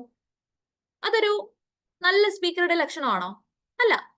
നല്ല വോയിസ് മോഡുലേഷനോട് കൂടി നമ്മൾ സംസാരിച്ചാൽ എങ്ങനെ ഉണ്ടാവും? നമ്മൾ ഇടയ്ക്ക് കാര്യമായിട്ട് സീരിയസ് ആയിട്ടുള്ള കാര്യം വരുമ്പോൾ വളരെ സീരിയസ് ആയിട്ട് നമ്മൾ സംസാരിക്കുന്നു, സീരിയസ് ആയിട്ട് ശബ്ദം ഉയർത്തുന്നു. തമാശയൊക്കെ പറയുന്ന സമയത്ത് കുറച്ചും കൂടെ ലൈറ്റ് ആയിട്ട് നമ്മൾ സംസാരിക്കുന്നു അല്ലെ. സോ അതിനനുസരിച്ച് നമ്മൾ ശബ്ദം ഒന്ന് അങ്ങോട്ടും ഇങ്ങോട്ടും ഒന്ന് വ്യത്യാസപ്പെടുത്തിയാൽ എങ്ങനെ ഉണ്ടാവും? കേൾക്കാൻ കുറച്ചും കൂടെ നല്ലതായിരിക്കും അല്ലെ. അങ്ങനെ തോന്നാറില്ലേ? ഇയാൾ എന്താ ഇത് ഒരേപോലെ പറഞ്ഞുകൊണ്ടിരിക്കുന്നത് എന്ന് നമുക്ക് തോന്നാറില്ലേ? നേരെ മറിച്ച് കുറച്ച് എന്തുകൊണ്ടാണ് ആൾക്കാർക്ക് കാർട്ടൂണൊക്കെ ഇഷ്ടം? എന്താണ്, കാർട്ടൂണിൽ നല്ല വോയിസ് മോഡുലേഷൻ ഉണ്ട്. വോയിസ് ഇങ്ങനെ അവരങ്ങനെ അഡ്ജസ്റ്റ് ചെയ്ത് സംസാരിക്കുന്നതൊക്കെ നല്ല രസമാണ്. സോ ആളുകൾ കേട്ടിരിക്കും അല്ലെ. വോയിസ് കൺട്രോൾ വേണം, നല്ല വോയിസ് മോഡുലേഷൻ വേണം, നല്ല ശബ്ദം നമുക്ക് നല്ല ശബ്ദത്തിൽ ഉറക്കി എന്നാൽ നന്നായിട്ട് മോഡുലേറ്റ് ചെയ്ത് സംസാരിക്കാൻ പറ്റണം. പിന്നെ ഓഡിയൻസുമായിട്ട് അവർക്കൊരു ബന്ധം തോന്നണം. ഞാൻ നിങ്ങളുമായിട്ട് യാതൊരു പരിചയമില്ലാത്ത കാര്യത്തെ കുറിച്ച് പറഞ്ഞുകൊണ്ടിരുന്നാൽ എങ്ങനെ ഉണ്ടാവും? നിങ്ങൾക്ക് വല്ല താല്പര്യം ഉണ്ടാവോ? നിങ്ങൾക്ക് ഒട്ടും ആവശ്യമില്ലാത്ത കാര്യം പറഞ്ഞുകൊണ്ടിരുന്നാൽ എങ്ങനെ ഉണ്ടാവും? ഒരു കാര്യം ഉണ്ടാവില്ല അല്ലെ. സോ അവർക്ക് നമ്മൾ പറയുന്ന കാര്യം ആളുകൾക്ക് ഉപകാരപ്പെടണം, വേണ്ടേ? ഓക്കെ, പിന്നെയോ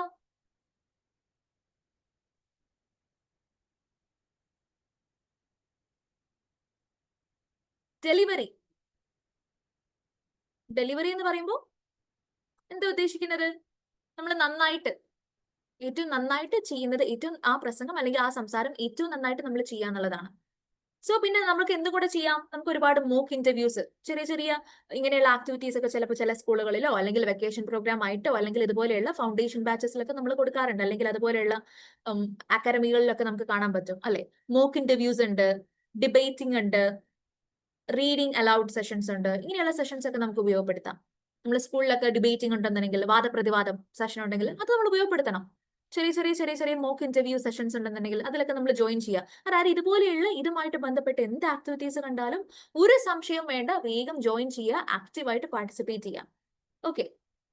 പിന്നെ ഉറക്കെ വായിക്കുന്ന സെഷൻസ് അതിലൊക്കെ നമുക്ക് ജോയിൻ ചെയ്യാം. അതുപോലെ ഫാക്റ്റുകളും സത്യങ്ങളും ഡാറ്റാസും പല പല കാഴ്ചപ്പാടുകളും ഉപയോഗിച്ചുകൊണ്ട് നമ്മൾ പല പല കാര്യങ്ങളൊക്കെ പറഞ്ഞു നോക്കാം.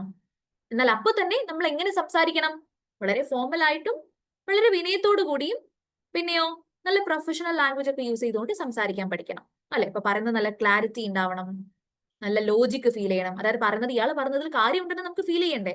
ചുമ്മാ എന്തെങ്കിലും കേട്ട് ഓക്കെ എന്ന് പറയാൻ പറ്റുമോ? ഇല്ല. പറഞ്ഞതിൽ കാര്യം ഉണ്ടാവണം, നല്ല സ്ട്രക്ചർ, നല്ല ഓർഗനൈസ് ചെയ്തുകൊണ്ട് പറയണം. ഓക്കെ. സോ അതുപോലെ തന്നെയാണ് എഴുത്തിലേക്ക് വരുമ്പോഴും നമ്മൾ പറയുന്നതും എഴുതുന്നതൊക്കെ നല്ല ഭംഗിയായിട്ട് അവതരിപ്പിക്കണം. ഓക്കെ. നമ്മൾ വേഗത്തിൽ എഴുതാൻ പറ്റണം, നല്ല ക്ലിയർ ആയിട്ട് എഴുതാൻ പറ്റണം. അപ്പൊ ഇങ്ങനെയൊക്കെ ആകുമ്പോൾ നമുക്ക് എന്ത് ചെയ്യാൻ പറ്റും? നല്ല സ്കോർ കിട്ടും, ആ സ്ഥാനത്തേക്ക് എത്താൻ പറ്റും. ഓക്കെ. പിന്നെയോ വൊക്കാബുലറി ബിൽഡ് ചെയ്യാൻ വേണ്ടിയിട്ട് നമുക്ക് എന്ത് ചെയ്യാം? ഡെയിലി വായിക്കാം, എഴുതാം, അത് നമുക്ക് പ്രയോഗിക്കാം. ഞാൻ നേരത്തെ പറഞ്ഞു വൊക്കാബുലറി ചുമ്മാ പഠിച്ചിട്ട് കാര്യമില്ല, വായിക്കണം, എഴുതണം, അല്ലെങ്കിൽ സംസാരിക്കണം, ഉപയോഗിക്കണം, പിന്നെ റിവൈസ് ചെയ്തുകൊണ്ടേയിരിക്കണം. അല്ലെ?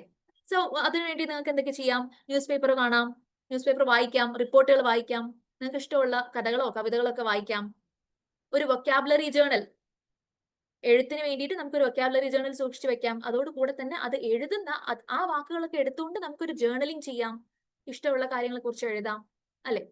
ഫ്ലാഷ് കാർഡുകളോ ഇങ്ങനെയുള്ള കാര്യങ്ങളൊക്കെ നമുക്ക് റിവിഷന് വേണ്ടിയിട്ട് ഉപയോഗിക്കാം.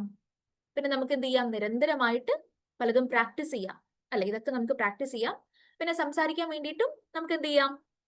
പറയുന്നത് ആലോചിച്ചിട്ട് ഉറപ്പിച്ചിട്ട് നന്നായിട്ട് സംസാരിക്കാം, നല്ല ആൻസേഴ്സ് കൊടുക്കാം, വോയിസും ടോണും ബോഡി ലാംഗ്വേജും ഒക്കെ ശ്രദ്ധിക്കാം. പിന്നെ നിങ്ങൾക്ക് ഭാവിയിൽ മോക്ക് ഇന്റർവ്യൂസും ഡിസ്കഷൻസും ഒക്കെ അറ്റൻഡ് ചെയ്യാം. അല്ലെ? ഇങ്ങനെയുള്ള കാര്യങ്ങളൊക്കെ നമുക്ക് ചെയ്യാം. അപ്പൊ നിങ്ങൾ മനസ്സിലാക്കേണ്ട ഒരു കാര്യം എന്താണ്? ഈ സിവിൽ സർവീസിലേക്കുള്ള ഒരു ജേർണി എന്ന് പറയുന്നത് ചുമ്മാ നമ്മുടെ ആ ഒരു നോളജിനെ ടെസ്റ്റ് ചെയ്യുന്ന ഒരു ജോലിയാണോ? അല്ല. നമ്മൾ ഈ ഒരു വർഷങ്ങൾക്കിടയിൽ നമ്മൾ ഒരുപാട് കാര്യങ്ങൾ ബിൽഡ് ചെയ്യേണ്ടിയിരിക്കുന്നുണ്ട്. നമ്മുടെ റീഡിംഗ് സ്കില്ലോ നമ്മുടെ റൈറ്റിംഗ് സ്കില്ലോ നമ്മുടെ കമ്മ്യൂണിക്കേഷൻ സ്കില്ലോ മാത്രമല്ല, നല്ലൊരു വ്യക്തിയായിട്ട് നമുക്ക് മാറേണ്ടതുണ്ട്. അല്ലെ? സോ അതൊരു കോൺസ്റ്റന്റ് ആയിട്ടുള്ള ഒരു ശീലമാണ്. നമുക്ക് നല്ലൊരു സ്വഭാവം വേണം, നല്ല ഡിസിപ്ലിൻ വേണം. ഏറ്റവും ആദ്യം വേണ്ടത്, നല്ലൊരു ആസ്പിറന്റിന് ഏറ്റവും ആദ്യം വേണ്ടത് ഒരു ഡിസിപ്ലിൻ ആണ്. എന്തുകൊണ്ടാണ്? നമ്മളൊരു കൃത്യസമയത്ത് എണീക്കുന്നു. ഒരു 4 മണിക്കോ 5 മണിക്കോ 6 മണിക്കോ നമ്മൾ എണീക്കുന്നു. അല്ലെ? നമ്മൾ കൃത്യമായിട്ട് ഒരു സമയത്ത് പഠിക്കുന്നു, പ്രാർത്ഥിക്കുന്നു, അല്ലെങ്കിൽ നമ്മുടെ മെഡിറ്റേറ്റ് ചെയ്യുന്നു, നമ്മുടെ ദിനചര്യകൾ ചെയ്യുന്നു. എല്ലാത്തിനും ഒരു കൃത്യമായിട്ടുള്ള സമയമുണ്ട്. നമ്മൾ നമ്മുടെ ആരോഗ്യം കാത്തു സൂക്ഷിക്കാൻ വേണ്ടി നമ്മൾ ഫിറ്റ്നസ് ശ്രദ്ധിക്കുന്നു, നല്ല നല്ല ഭക്ഷണം കഴിക്കുന്നു, വേണ്ടത്ര ഭക്ഷണം കഴിക്കുന്നു. പിന്നെയോ കൃത്യമായിട്ട് വ്യായാമം നമ്മൾ ചെയ്യുന്നു, നമ്മുടെ ജോലികൾ നമ്മൾ ഭംഗിയായിട്ട് ചെയ്തു തീർക്കുന്നു. സ്ട്രെസ് ഇല്ലാതാക്കുന്ന കാര്യങ്ങളാണ് ഇതൊക്കെ. അതായത് വളരെ ഡിസിപ്ലിൻഡ് ആയിട്ടുള്ള ലൈഫ് എന്ന് പറയുന്നത് നമ്മുടെ ലൈഫിലെ സ്ട്രെസ് ഇല്ലാണ്ടാക്കും. അല്ലെ? ഉത്തരവാദിത്തങ്ങളെ ഭംഗിയായിട്ട് ചെയ്യുന്നു. അല്ലെ? ഇതൊക്കെ നമുക്ക് ഒരു ശീലമായിട്ട് കൊണ്ടുവരേണ്ടതുണ്ട്. സോ അവിടെ ഡിസിപ്ലിൻ പ്രധാനമാണ്. അല്ലെ? പിന്നെയോ ഇന്ന് ഞാൻ പറഞ്ഞിരിക്കുന്നത് എന്തായിരുന്നു? റീഡിംഗ് സ്കിൽസും റൈറ്റിംഗ് സ്കിൽസും സ്പീക്കിംഗ് സ്കിൽസും ആയിരുന്നു. സോ ഇത് ഏറ്റവും നന്നായിട്ട് നമുക്ക് ഉപയോഗപ്പെടുത്തണം എന്നുണ്ടെങ്കിൽ, അല്ലെങ്കിൽ അതിന്റെ ഏറ്റവും ബെസ്റ്റ് ആയിട്ടുള്ള ഒരു ഔട്ട്കം നമുക്ക് കിട്ടണം എന്നുണ്ടെങ്കിൽ നമ്മൾ എന്ത് ചെയ്യേണ്ടതുണ്ട്? എപ്പോഴും നമ്മൾ എന്ത് ശ്രദ്ധിക്കണം? If you want B A civil servant, നിങ്ങൾ ഒരു സിവിൽ സർവന്റ് ആവണം എന്നുണ്ടെങ്കിൽ, അല്ലെങ്കിൽ ഇതുപോലെ വലിയൊരു ലക്ഷ്യമാണ് നിങ്ങളുടെ മനസ്സിലുള്ളത് എന്നുണ്ടെങ്കിൽ, നമ്മൾ എങ്ങനെ ചെയ്യണം? റീഡ് വിത്ത് പർപ്പസ്. നമ്മൾ ചുമ്മാ വായിക്കരുത്, വായിക്കുമ്പോൾ അതിലൊരു പേർപ്പസ് ഉണ്ടാവണം, ഒരു ലക്ഷ്യം ഉണ്ടാവണം, ഒരു ഉദ്ദേശം ഉണ്ടാവണം. Write with clarity. എങ്ങനെ എഴുതണം? വളരെ കൃത്യമായിട്ടും ക്ലിയർ ആയിട്ടും ക്ലാരിറ്റിയോട് കൂടി എഴുതണം. പിന്നെയോ സ്പീക്ക് വിത്ത് കോൺഫിഡൻസ്. കോൺഫിഡന്റ് ആയിട്ട് സംസാരിക്കണം. അല്ലെ? സംസാരിക്കുന്നത് വളരെ കോൺഫിഡന്റ് ആയിട്ട് സംസാരിക്കണം. എന്നിട്ട് നമ്മൾ എന്ത് ചെയ്യണം? And trust the process. പിന്നെ നമ്മൾ ബാക്കി വളരെ ഹോപ്പ്ഫുൾ ആയിട്ട് നമ്മൾ കാത്തിരിക്കണം. അല്ലെ? കാരണം നിങ്ങളുടെ ഇന്നത്തെ ഹാർഡ് വർക്ക് ആണ് എന്തിനെ ലീഡ് ചെയ്യുന്നത്? Is shaping the leader India needs tomorrow. നാളെ ഇന്ത്യയെ രൂപപ്പെടുത്തുന്ന, ഇന്ത്യയെ പരുവപ്പെടുത്തുന്ന, ഇന്ത്യയെ ഷേപ്പ് ചെയ്യുന്ന ലീഡർ ആവാൻ പോകുന്നത് ഇതുപോലെയുള്ള നിങ്ങളുടെ ഇന്നത്തെ ഹാർഡ് വർക്ക് ആണ്. സോ അതുകൊണ്ട് നമ്മൾ എന്ത് ചെയ്യണം? You have to keep going and you are closer than you think. Okay. അപ്പൊ നിങ്ങൾ എന്ത് ചെയ്യണം? നിങ്ങൾ ഇത്രയും പറഞ്ഞ കാര്യങ്ങളൊക്കെ ശ്രദ്ധിക്കൂ. മനസ്സിലായോ ഹരിബാല? ഓക്കെ. അപ്പം ഈ ശീലങ്ങൾ നമുക്ക് വേണം. ഞാൻ പറയുന്നു, ഇതുപോലെ വളരെ റെപ്യൂട്ടബിൾ ആയിട്ടുള്ള, വളരെ ശ്രദ്ധേയമായിട്ടുള്ള ഒരു പദവിക്ക് അതിൻ്റെതായിട്ടുള്ള ഒരു പ്രൈസ് ഉണ്ട്. അല്ലെ? അത്രയും വലിയൊരു ഡെസ്റ്റിനേഷന് അതിൻ്റെതായിട്ടുള്ള ഒരു പ്രൈസ് ഉണ്ട്. സോ ഒരിക്കലും ഇതിനെ നിസ്സാരമായിട്ട് കാണരുത്. ഇന്നത്തെ ശീലങ്ങളാണ് നമ്മുടെ ഈ ഒരു ജേർണി എളുപ്പമാക്കുന്നത്. സോ ഇതൊരു ഡിസിപ്ലിൻഡ് ആയിട്ടുള്ള ഒരു പ്രോസസ്സാണ്. ഡിസിപ്ലിൻ എന്ന് കേൾക്കുമ്പോഴേക്കും ഇതെന്താ പട്ടാള ക്യാമ്പാണെന്നൊന്നും വിചാരിക്കേണ്ട ആവശ്യമൊന്നുമില്ല. ഓക്കെ, അതിനെ ലൈറ്റ് ആയിട്ട് എടുക്കുക. പക്ഷെ അത് നമ്മൾ ചെയ്യുന്നത് ഇഷ്ടപ്പെട്ടുകൊണ്ട് ചെയ്യുക എന്നുള്ളതാണ്. ഇഷ്ടപ്പെട്ട് ചെയ്യുന്നിടത്തോളം നമുക്കത് വളരെ ഈസി ആയിരിക്കും. അതായത് നമ്മൾ വായിക്കുക എന്ന് പറയുമ്പോൾ നിങ്ങൾ കഷ്ടപ്പെട്ട് അയ്യോ എന്നോട് വായിക്കാൻ പറഞ്ഞിട്ടുണ്ട്, ഹിന്ദു ന്യൂസ് പേപ്പർ വായിക്കട്ടെ എന്ന് പറഞ്ഞുകൊണ്ട് ഹിന്ദുവിൽ മാത്രം ഒതുങ്ങി കൂടേണ്ട ആവശ്യമില്ല. ഹിന്ദു ന്യൂസ് പേപ്പർ നിങ്ങൾക്ക് വായിക്കാം. ഇനി അഥവാ അത് ഇഷ്ടമില്ല എന്നുണ്ടെങ്കിൽ, എന്നെ പോലുള്ള മടിയന്മാരാണെന്നുണ്ടെങ്കിൽ നിങ്ങൾക്ക് എന്ത് ചെയ്യാം? ഒരുപക്ഷെ നിങ്ങൾക്ക് ന്യൂസ് ചാനൽ കാണാം, അല്ലെങ്കിൽ നമുക്ക് ഇതുപോലെയുള്ള ഉപകാരമുള്ള വല്ല എഡ്യൂക്കേഷൻ വാർത്തകളോ അല്ലെങ്കിൽ BBC-യോ നിങ്ങൾക്ക് വായിക്കാൻ ഇഷ്ടമില്ലെന്നുണ്ടെങ്കിൽ അങ്ങനെ എന്തെങ്കിലും ചെയ്യാം. പക്ഷേ വായന ആവശ്യമാവുന്ന സ്ഥലങ്ങളിൽ നമുക്ക് വായിക്കേണ്ടതുണ്ട്. ഇനി നേരെ മറിച്ച് ഒരു കാര്യം ഇഷ്ടമല്ല എന്ന് വിചാരിച്ചിട്ട് നിർബന്ധപൂർവ്വം നമ്മൾ അതിലേക്ക് സ്റ്റിക്ക് ചെയ്യണമെന്നില്ല. വേണമെന്നുണ്ടെങ്കിൽ ഒരു ദിവസം നമുക്ക് ബ്രേക്ക് എടുക്കാം. ഓക്കെ, പകരം ഇന്ന് മറ്റൊരു കാര്യം ചെയ്തു നോക്കാം. അതായത് നമ്മൾ ഈ കാര്യങ്ങളൊക്കെ ചെയ്തുകൊണ്ട് ചിട്ടയായിട്ട് ചെയ്തുകൊണ്ട് നമ്മൾ നമ്മളെ തന്നെ സ്വയം ഒന്ന് ടയേർഡ് ആവുന്ന അല്ലെങ്കിൽ ഭയങ്കര സ്ട്രെസ്ഡ് ആവുന്ന ഒരു തരത്തിലേക്ക് നമ്മൾ മാറ്റുക എന്നല്ല ഞാൻ ഉദ്ദേശിക്കുന്നത്. ചെയ്യുന്നത് ഭംഗിയായിട്ട് ചെയ്യുക, അത് ഇഷ്ടപ്പെട്ടുകൊണ്ട് ചെയ്യുക. അതിലെ ഒരു രസം, എന്റർടൈൻമെന്റ് ഒക്കെ നമ്മൾ കണ്ടെത്തുക. ഓക്കെ, അത് നമുക്ക് കണ്ടെത്താവുന്നതേ ഉള്ളൂ. നമ്മളെ ഓരോ ലൈഫും ഓരോ ഡേയും നല്ലതാക്കുന്നത് നമ്മൾ തന്നെയാണ്, മോശമാക്കുന്നത് നമ്മൾ തന്നെയാണ്, അല്ലെ? ഇന്നിപ്പോ നിങ്ങൾക്കൊരു പ്രാക്ടീസ് ഉണ്ടെന്ന് വിചാരിക്കും, ചെറിയ എന്തെങ്കിലും ഒരു ആക്ടിവിറ്റി സെഷൻ ഉണ്ടെന്ന് വിചാരിക്കുക. സോ നിങ്ങൾ കാര്യമായിട്ടൊന്ന് എൻഗേജ്ഡ് ആവാണ്ട് ബോർഡായിട്ട് സംസാരിക്കാണ്ട് ഇരുന്ന് കഴിഞ്ഞാൽ എന്തുണ്ടാവും? വല്ല ഇന്ററാക്ഷനും നടക്കുവോ? വല്ല രസം ഉണ്ടാവോ? നേരെ മറിച്ച് നിങ്ങൾ മുൻകൈ എടുത്തു, നമുക്കിത് കുറച്ച് ഫണ്ണി ആയിട്ട് ചെയ്തു നോക്കാം എന്ന് നിങ്ങൾ തന്നെ അങ്ങ് വിചാരിച്ചു, അല്ലെ? അപ്പൊ അത് കുറച്ചും കൂടി ബെറ്റർ ആവും. സോ നമ്മുടെ ദിവസം ഉണ്ടാക്കുന്നത്, നമ്മുടെ കാര്യങ്ങളൊക്കെ ബെറ്റർ ആക്കുന്നത് നമ്മൾ തന്നെയാണ്. സോ നമ്മൾ ചെയ്യുന്നത് ആസ്വദിച്ച് ചെയ്യുക എന്നുള്ളതാണ് എനിക്ക് പറയാനുള്ളത്. ക്ലിയർ ആയോ? ഓക്കെ, അപ്പൊ നമുക്ക് അങ്ങനെ ചെയ്ത് നോക്കിയാലോ? സോ ഇന്ന് മുതൽ ഒരു പുതിയ ശീലത്തിലേക്ക് നമ്മൾ പോവാണ്. റെഡിയാണോ? നല്ല വായന, നല്ല എഴുത്ത്, നല്ല സംസാരം. അതായത് ഒരു നല്ലൊരു ഉദ്ദേശത്തോടു കൂടിയുള്ള ഒരു വായന, പിന്നെയോ നല്ല ക്ലാരിറ്റിയോട് കൂടിയുള്ള എഴുത്ത്, നല്ല വ്യക്തമായിട്ടുള്ള കോൺഫിഡൻസ് ആയിട്ടുള്ള സംസാരം. ഇതായിരിക്കണം നിങ്ങളുടെ ലക്ഷ്യം എന്ന് പറയുന്നത്. സോ മറ്റ് പാഠഭാഗങ്ങൾ പഠിച്ചെടുക്കുക, മറ്റ് ഒരുപാട് കാര്യങ്ങൾ കൺസിഡർ ചെയ്യുന്നതിനോടൊപ്പം തന്നെ നിങ്ങൾ പരിഗണിക്കേണ്ട ഒരു കാര്യം കൂടിയാണ് നല്ല റീഡിംഗ് സ്കിൽസും നല്ല റൈറ്റിംഗ് സ്കിൽസും നല്ല സ്പീക്കിംഗ് സ്കിൽസും. ഇത് സ്കിൽസ് ആണ്, ലൈഫ് സ്കിൽസ് ആണ് കേട്ടോ. നമ്മുടെ ലൈഫിന് ഏത് ജോലി ചെയ്താലും, ഇനി ഇതാണെങ്കിലും മറ്റെന്ത് ജോലിയാണെന്നുണ്ടെങ്കിലും നമുക്ക് എന്ത് വന്നാലും ആവശ്യമുള്ള കാര്യങ്ങളാണ്. സോ ഇതിൽ നമ്മൾ കോംപ്രമൈസ് ചെയ്യരുത്. കോംപ്രമൈസ് ചെയ്യില്ലല്ലോ? പ്രോമിസ് ആണോ? ഓക്കെ ആണോ? Okay. So if that's the case, നമുക്ക് ഇന്നത്തെ സെഷൻ വൈൻഡ് അപ്പ് ചെയ്യാം. And I'm so happy that I could see you all. നിങ്ങൾ എല്ലാവരും കണ്ടതിൽ വളരെ സന്തോഷമുണ്ട്. സോ ഇനിയും വീണ്ടും മറ്റൊരിക്കൽ നമുക്ക് കാണാം. അപ്പോഴേക്കും pinky promise. Okay. Thank you so much. Thank you so much, everyone. Yes. Okay. Bye, everyone. Good night.